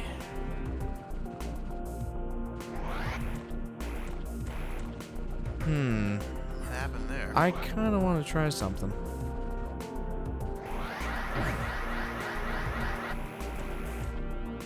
Nope, that's not gonna work.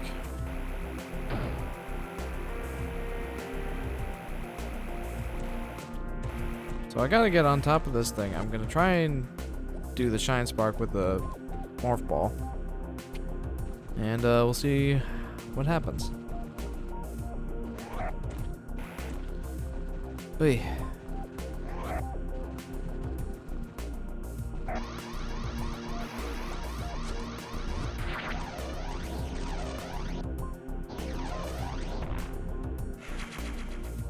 That was pretty cool. I do like. It was very cool, but I do like the little challenges like that. Those are fun. for just a missile tank. Yeah. Yeah.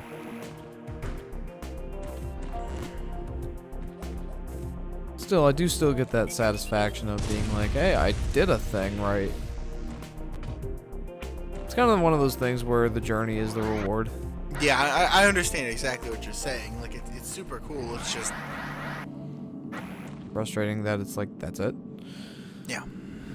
Oh. No. I mean, yes, it's something you need for completion, but at this point, those are so common that it's just like, oh, I mean, we're not 100% completing this game anyway, but yeah, I know. It's that kind of cuts some of the.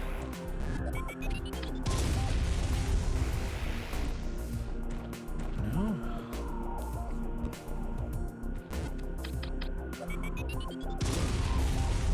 How many times you're gonna mega bomb or whatever they're called that before you just give up?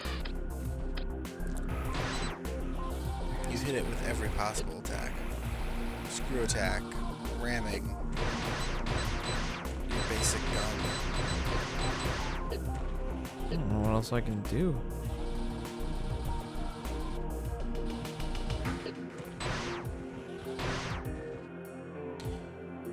Screw attack kills the bubbles, but it doesn't seem to do anything to the structure. Alright. Maybe you go Right there. where? See the bottom of that, like that azure room in the middle of that green? Ah, yes. That's something we haven't gone to. For some reason, there must have been something blocked off we couldn't access before, I'm but guessing the two doors were super bombs. it's possible. That would make sense. Well, regardless, that's our one lead right now. Sorry that you tuned into a somewhat boring part of the stream, Lionel. Well, if this is the new section we've discovered here, then This could get very interesting. yes, it'll speed right back up again.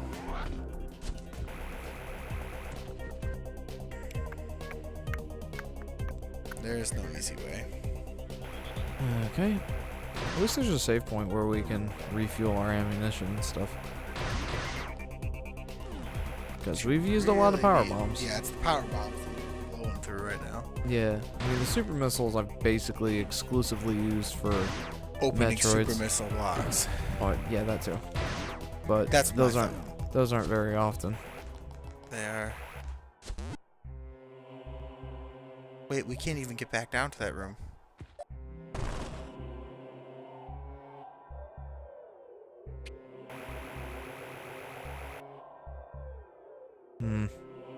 Did we miss something? There's something we're missing. Uh-oh.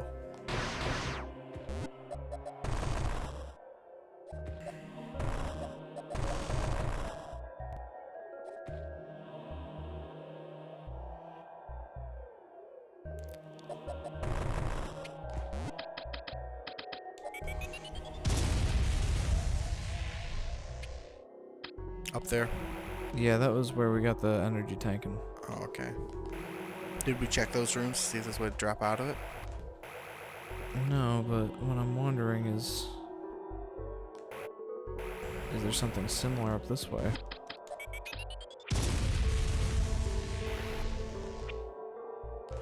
Doesn't look like it.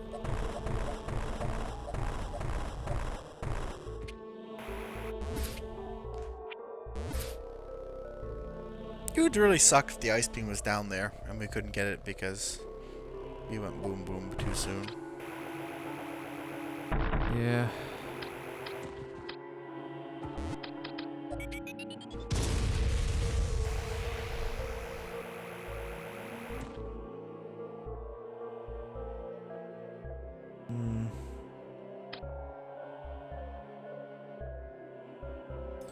Guess we can try to go back in that room. I mean, what have we got to lose at this point?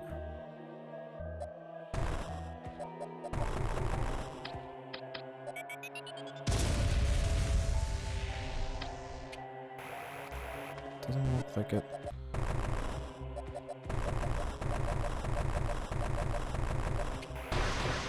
Well, I'm pretty much stumped.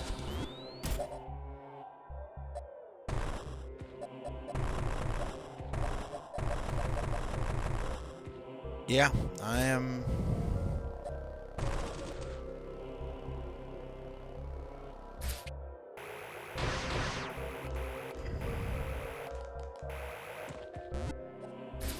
Maybe there is another way into that side elevator room, like up here somewhere. That we missed. Because if we can get to the right, we're golden. Yeah.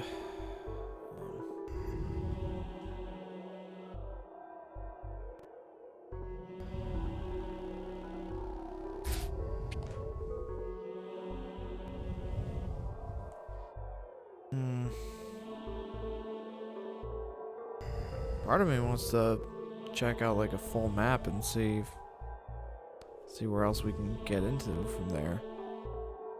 Get into there from somewhere else.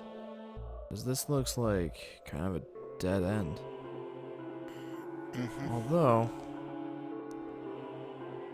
we could try getting to that smaller that spot there right in the center of the screen. Yeah. And see if there's a spot to drop through. That'd be a thing. I mean, like, it's possible that since it's the same color as those areas, it's unassociated with this area we're in right now. I mean, I doubt that's not all that likely. It's kind of just a guess, but it's possible. Is it even possible to get in there now?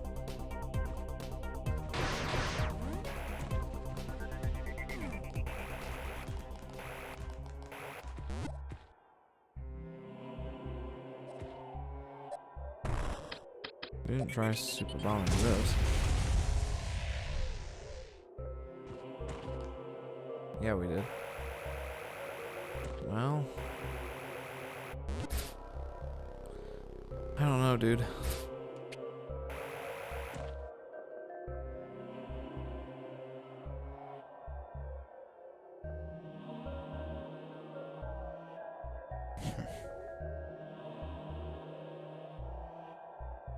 Alright. I hate to resort to this, but...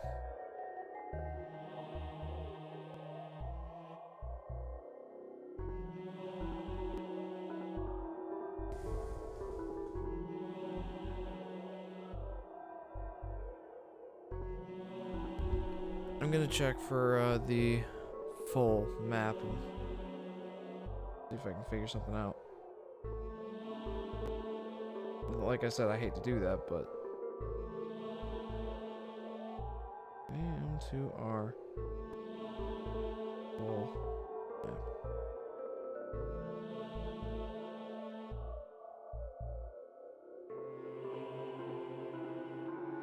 Okay.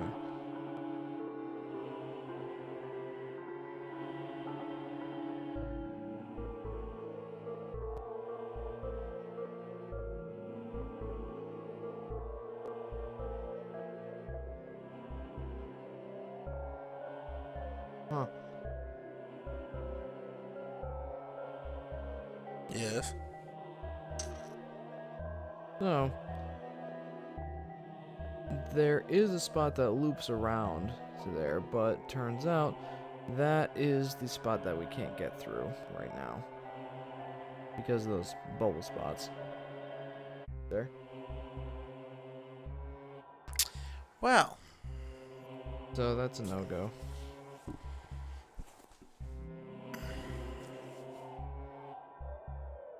Where did we fight the Chozo Guardian way too soon? In the upper right. Up here. What about down at the bottom of that room? The That's a good point. We haven't... turquoise room down there. Just so I know that we're not wasting our time. That seems to be a super missile upgrade? No.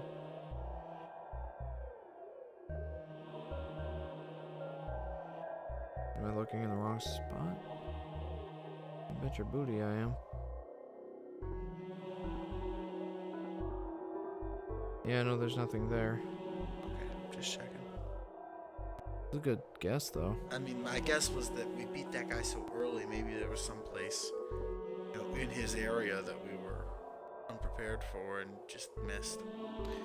Yeah, I hear you there. So I guess back to the crazy factory and...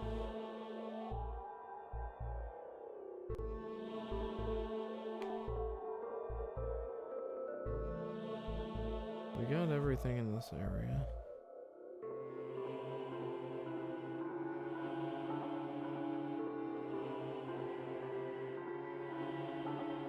That's just another missile. Like I said, I hate doing this, but I'm pretty stumped right now.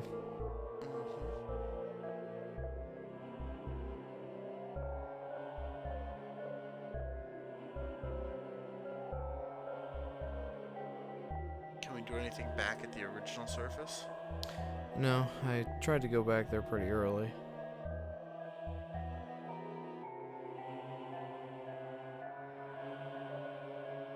Alright.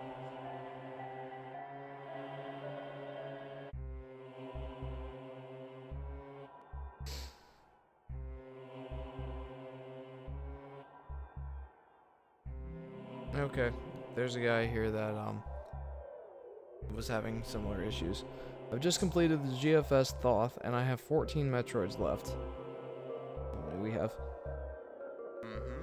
I can't figure out how to move forward from here. There are pillars made up of bubbles blocking several of my paths forward. The only other obvious place to go is some sort of green crystal in the same room where Samus' ship is located. Both barriers seem to be impervious to missiles, super missiles, and power bombs. Any hints? Hint. They're weak to extreme cold. Look on your map for those morph ball tubes. There's a bubble pillar right after you transfer through a particular tube. Try to find a way around that particular bubble pillar.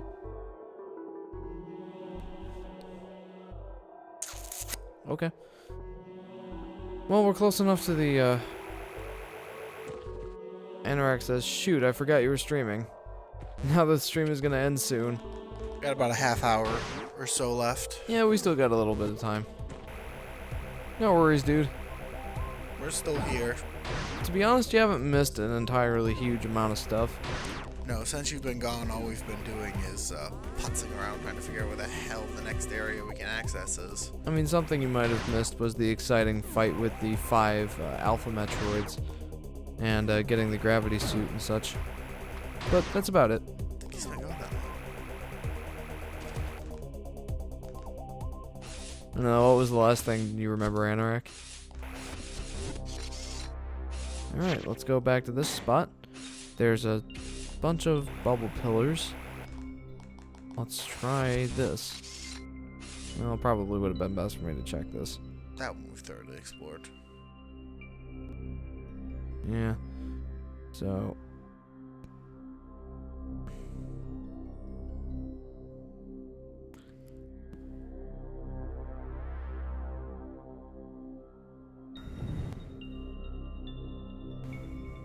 where's...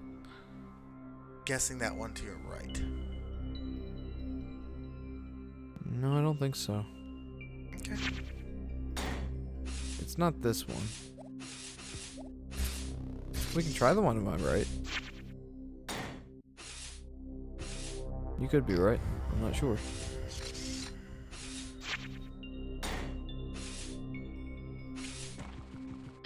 Okay, so there was a...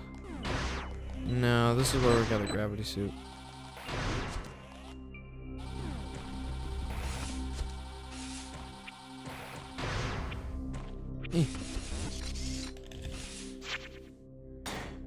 To be honest, if we didn't look that up, it would have taken me a long time to come back here and try stuff. Yes, but is it the central tube? I've already been here. I think he means one of the sub-tubes, not the central tube system. You're probably right.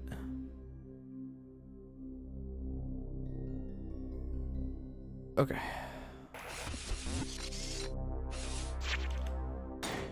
Okay. Well, let's try that spot there where there's 2 blocks to the right that are Yeah, that's probably the not one. filled in. That's probably it, yeah. It's the easiest way to get there. To the left.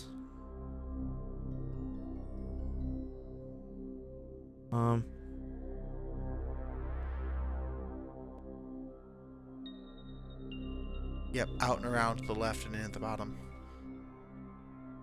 Alright, well, here we go.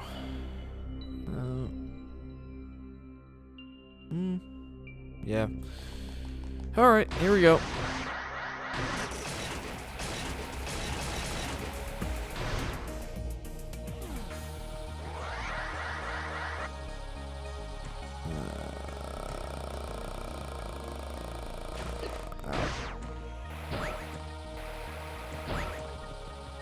Oh.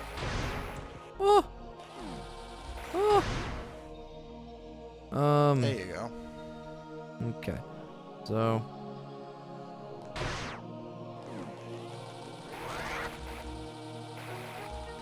Well, that was unfortunate.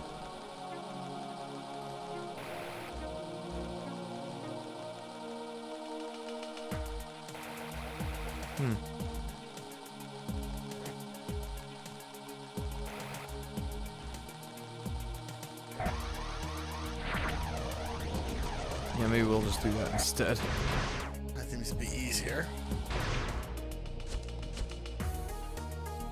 Yeah. The next spot would be this way.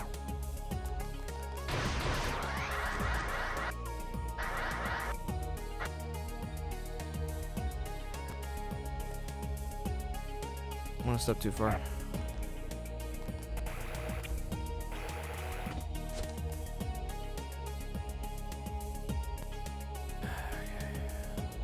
Straight across the room. Here.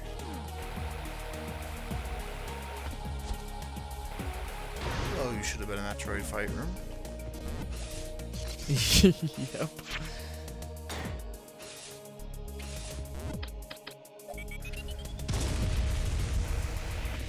Okay. Oops.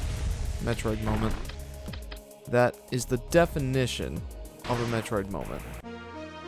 There it is. Oh, now you can kill the buggers. Freeze them and missile them. Yep. Oh, finally. Well, now we can get to the next area at least. Took us way too... Scanning bioform. Let's see what this log entry says. Samus. That guy is actually Metroid Fusion. An amphibian predator capable of reaching ultra-high speeds, making it the fastest animal in SR-388. The layer of skin on its underside serves as a respiratory organ and is sensitive to sudden drops in temperature. Its many eyes and segmented body allow great efficiency in vision and body movement. When a Samus moves to a new location, it digs passages to channel the water from its previous home to prevent dehydration. This behavior likely flooded the distribution center. That sucks. I don't know when the last time we saved was. Don't die. I will attempt to not die.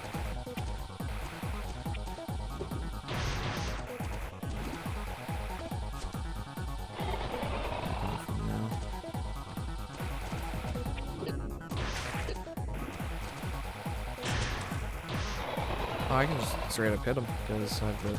Ice beam. He's weak to low temperatures. Well, I knew that, but I thought I had to hit him from the underside. That's what the bioform reading seemed to indicate, but... Well, if you didn't have to penetrate me, maybe you would.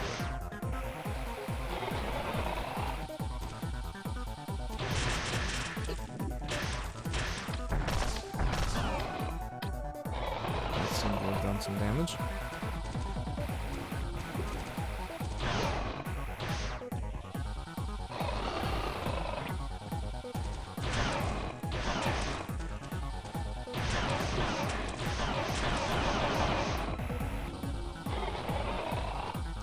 It's hard to know where he's gonna be coming from.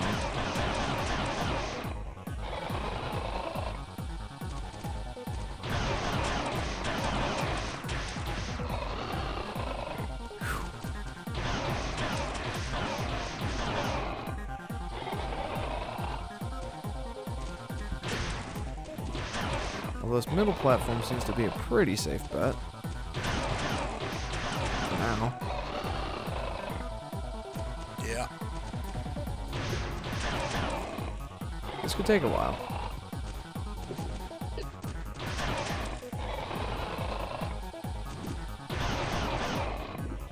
Although he's getting a lot faster, which signals to me that he's probably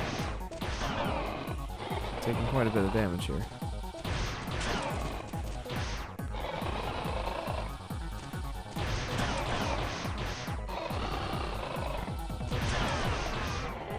Well, that wasn't so hard.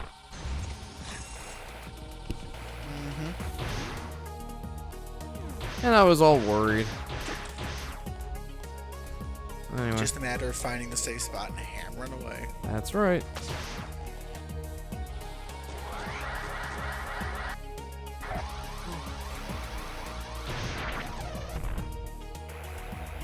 That was a lot easier than the way I was trying to do it before.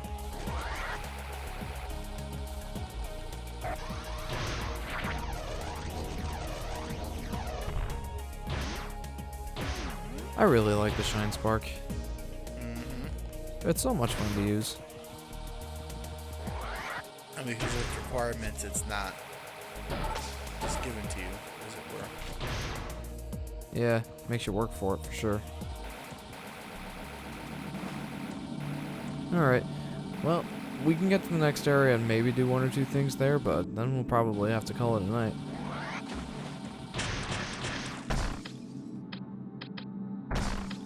Thank you for the super missile. I greatly appreciate it.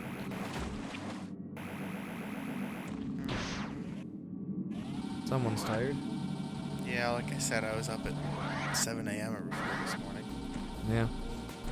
I know the feeling. I didn't get much sleep last night. Or the night before. I spent This morning, as soon as Mom came down at like 8:30, she sent Daniel and me out for over an hour, and we cleaned out. We moved a bunch of the heavy stuff in the barn, and then after Mom got done with clinics about 4 o'clock, I went out and helped her and Kim move a whole bunch more heavy stuff. Yay! So I've been outside in the heat, lugging stuff around, so it really sucked the energy out of me. I'm pretty fortunate that I have a desk job and don't have to do too much. Although, like, today was pretty, well, it was definitely busy all day. That was good. I mean, like, it's not that I'm too upset about what I was doing, just, you know. It was tiring. Yeah. I was going to say, I've met people that would, like, poke their own eyes out if they had to sit at a desk all day. Oh, for sure. I'm not one of those people, but... Nope, not me either. I mean, like, we're engineers. It's kind of what we do. I mean, if you want me to go out to this building site, I'll go, but... don't expect me to be, oh dear.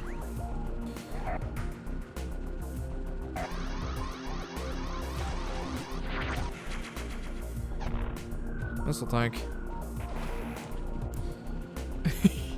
That was cool. That was pretty slick, yeah. But yeah. All right. So this. Hello. What are you? Oh, new enemies! How wonderful. New area, new enemies. Whee!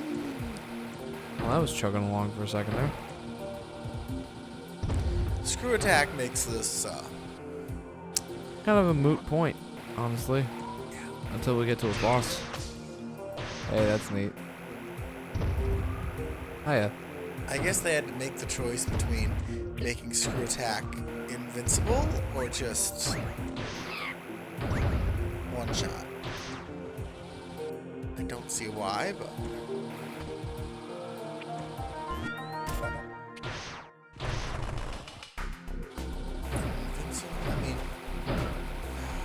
I guess that they just don't want to give it invincibility that then you could use against like the boss or something. So Yeah, I think that's what's probably it. the problem is, like, if it didn't one-shot them, you know, hitting them in the air would be problematic because you have to invince frames while you pass through them.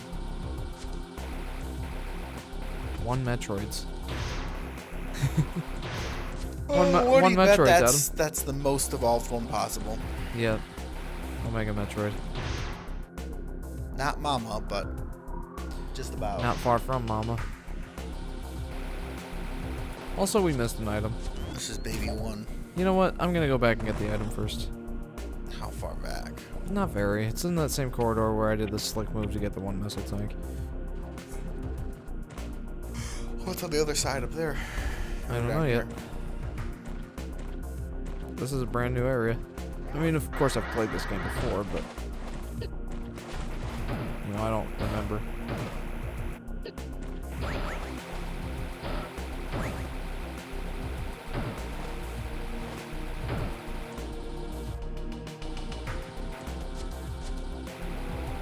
Yeah, it'll be in this hallway up here.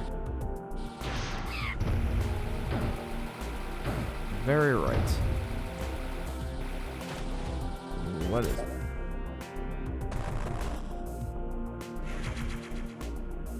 Happy now, Jeff? My answer? Yeah, I guess.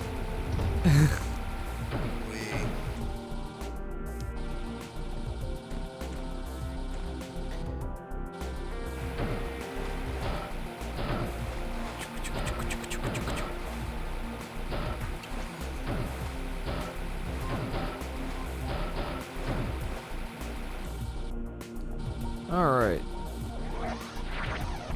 Aw. Okay, yep.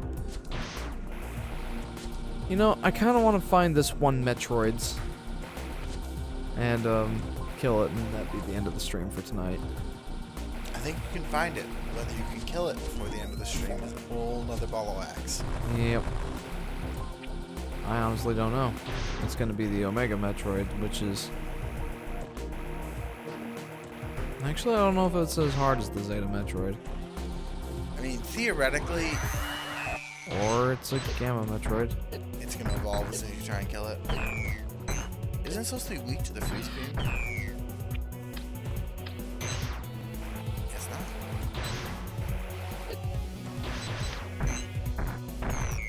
that's actually just an Alpha Metroid.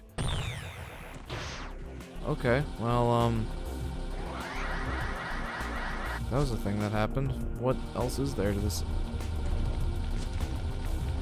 Something is happening. I'm scared, Adam. Lava just filled the place up. One Metroid. Probably lower left. No.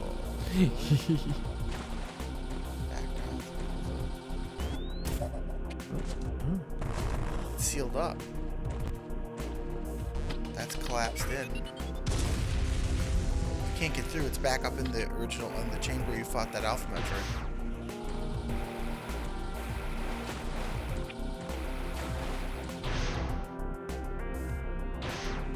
Huh.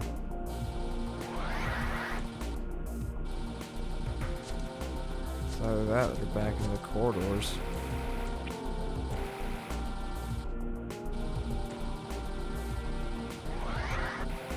Ah!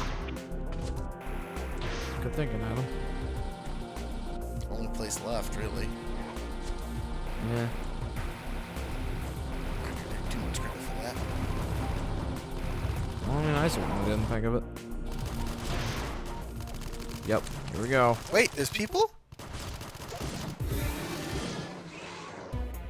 Omega Metroid, the apex predator of XR388.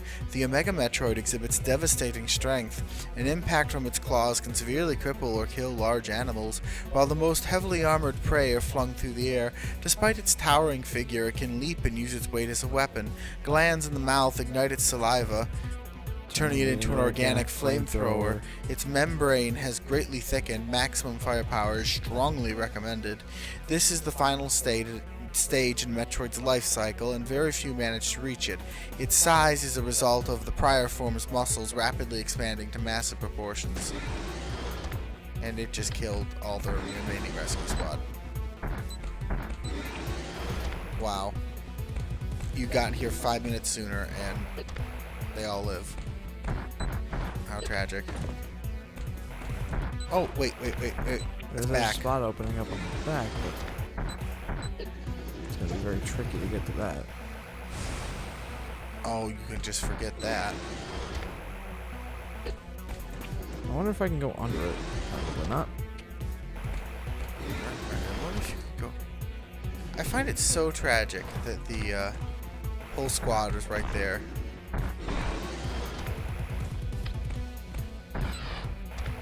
Probably shouldn't do that.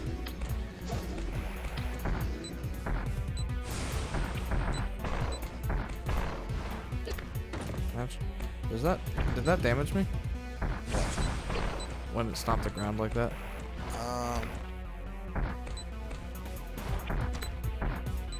It doesn't seem to.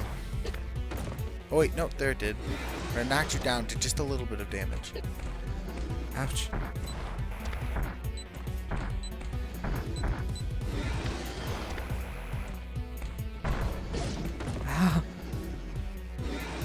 It's probably not the method I would recommend using. It's a very brief. Ouch. Out of curiosity, does the freeze beam do anything? I doubt it, but you know. 100%. Alright, you know what? I'm gonna come back to this. You can't. The room's sealed below you. There's no way out. That square below, where there's a loop, that fell in and sealed. Well, that's remember how I said there was no other way? Wow, you were at like 2.5 tanks. I was. Holy cow, dude. Well, that's unfortunate. Holy schmokas. Wow. Forget what I said about that not being as hard as the Zeta Metroids. My question is, how did they get down here to fight that thing? You just opened it all up. I don't know. I think it was someone designing this was feeling cute to add them in, but it doesn't really make sense. You're right, yeah. That was cool. Because this whole place was sunk in lava. Were they like ahead of you this whole time? Like trying to chip through some rock wall or something, and all of a sudden the magma comes down like, hey, we can go this way, guys. That would be pretty funny. Alright.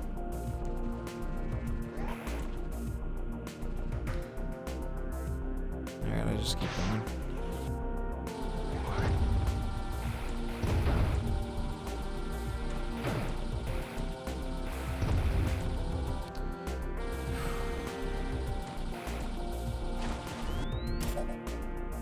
Whop. Woo! Yay! I'm not gonna use any super missiles on that Alpha Metroid fight. I did not know that there wasn't gonna be a save point. Before we had to deal with Boo Boo. It kind of stinks. Like, I've gotten so dependent on the save points that when there isn't one, I can't function.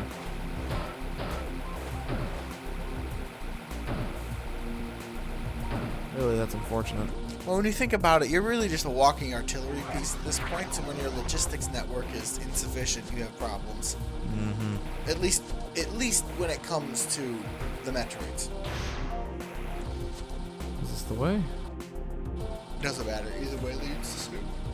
I say all roads lead to Metroids. Well, the bottom left one could go somewhere else. You probably should have checked it first, because it seals off. You're right. Let's go check that. Maybe there's a save point down there. And not that that would help, but Well, it's a little less progress that we have to backtrack again. Or it could have, I don't know, something to help you.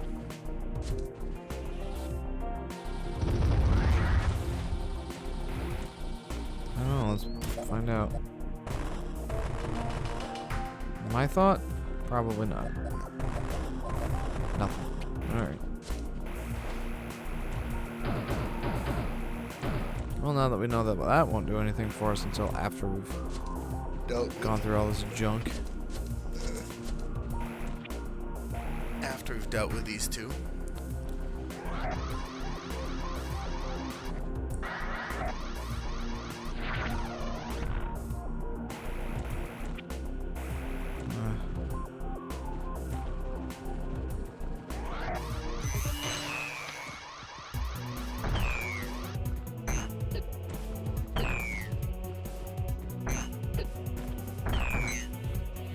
You know what I wish? There's something that the 3DS remake does that this doesn't, and it's give you anything for killing a Metroid.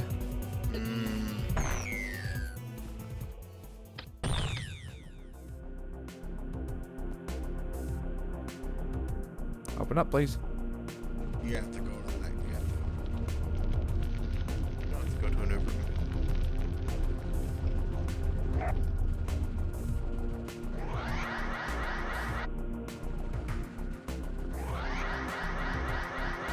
Or maybe I do have to.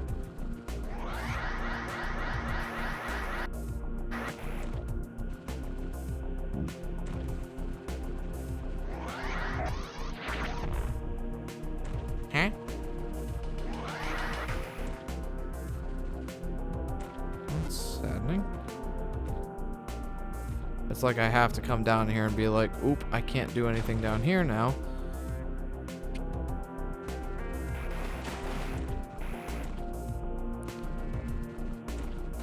Scanning, yep, there it is. I had to trigger that. And as a result, trigger me. Hey!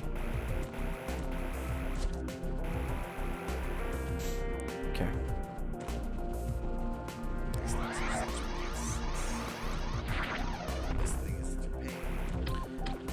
Yeah.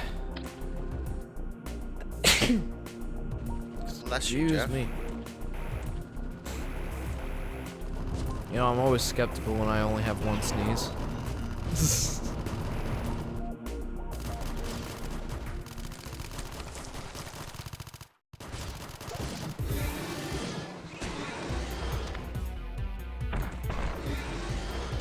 One thing I do like about this? Less blocking. Yes, a lot less. In fact, none that I can see, other than the fact that the target is just so hard to hit. I'd better get on the other side of it now.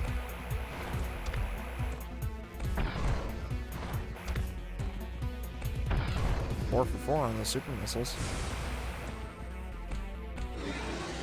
Oh. 5 for 5, dude. That's good. Now, if you did more than tickle its tummy, I'd be a lot more impressed.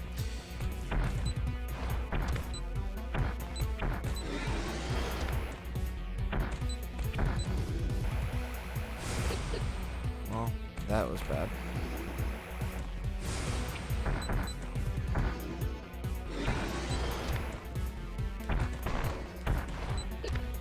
Ouch. I wonder if I actually hit it at all. There. I don't know, but it's not looking good. No, not really.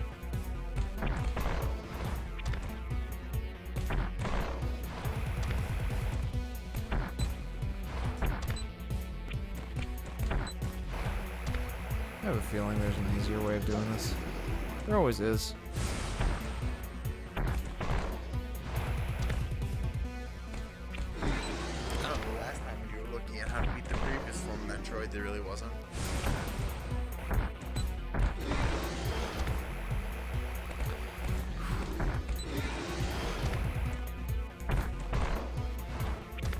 I'm just so glad they don't like do like a whole bunch of missile blocking. Got him. Nice. Pretty good there, Jeff. Thanks. Oh, there's the research hub. What's the logbook say? The search and rescue team was an elite combat group consisting of heavily armed soldiers. Their mission, locate and extract any surviving personnel from the missing research team. There are no survivors among the search and rescue team. Oopsies. Well, I guess it's just me then. How did they get down there? Honestly, I have no idea. But elite combat troops and stuff, man, they got decimated by that thing. Well, you're sitting here in ancient Chozo armor. Yeah. Let me tell you something. If the Chozo had interstellar flight capability, they would be. Right now, we'd be hailing Chozo Emperor, whatever his face is. Yeah. Given if this was their standard of. Just an army of Samus, like that would be nuts. Forget an army of Samus. Remember that stupid statue guardian guy? Oh yeah. A couple of dozen of him would probably make mincemeat of just about everything. Well, that was Interesting. okay. Anyway, we can go through here now. I wonder if there's a save point. I hope there's a save point. Dear gosh, goodness, please be a save point. But yeah, considering she is wearing Chozo battle armor, like, their elite troops would be like a squad of her. Like, Nuts. with all this equipment.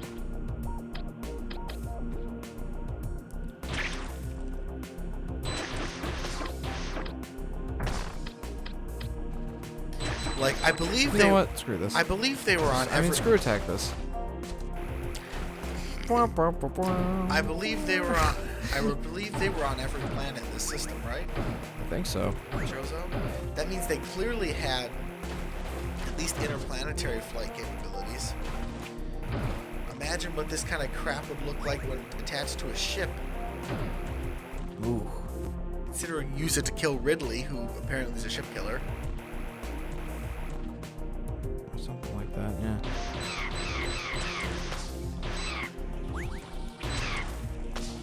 You know what's interesting? Like, Ridley has been in every except this one. game except for this one, and I believe Metroid Prime 2. But yeah, like, seriously, like. You know, I should not be going up and up and up. Dude. Like, it's possible that the room down here was a save point. I will put out one, like, cutesy little thing. Yep, that's a save point. You know how I could just like this would likely never be a thing, but can you just imagine a Chozo riding one of those Omega Metroids into battle. Well, the Metroids were created by the Chozo, so. That's probably why. I mean, well, not probably why, but you know what I mean. Anywho, we have actually gotten to a good spot to end. Yeah, because Right on time. Beautiful. Great. So, hey. That's it for this episode, guys. We actually made a good amount of progress. Killed, I think, between 12 and 14 Metroids, and... All because that room with 5 in them won. Yeah. But, yeah. Hopefully next time. Well, you know what? Thanks for tuning in. And, Anorak says, well, bye, I guess. Sorry, Anorak. But, yeah. Thanks for tuning into this stream, guys. If you haven't already, be sure to like, comment, and subscribe. Hit that bell icon so you can be notified when we next start streaming. And this coming Monday, we will be going on with episode 4 of Donkey Kong Country Topical Furries. That should be an interesting little experience at 7 p.m. Eastern Standard Time. And stay tuned for next Wednesday for part 4 of AM2R at 7 p.m. Eastern Standard Time. Who knows? Could be the finale. That'll be pretty exciting. Yeah, it would be. So yeah, until next time, guys. Yep. Anorak says good night. Well, good night and goodbye.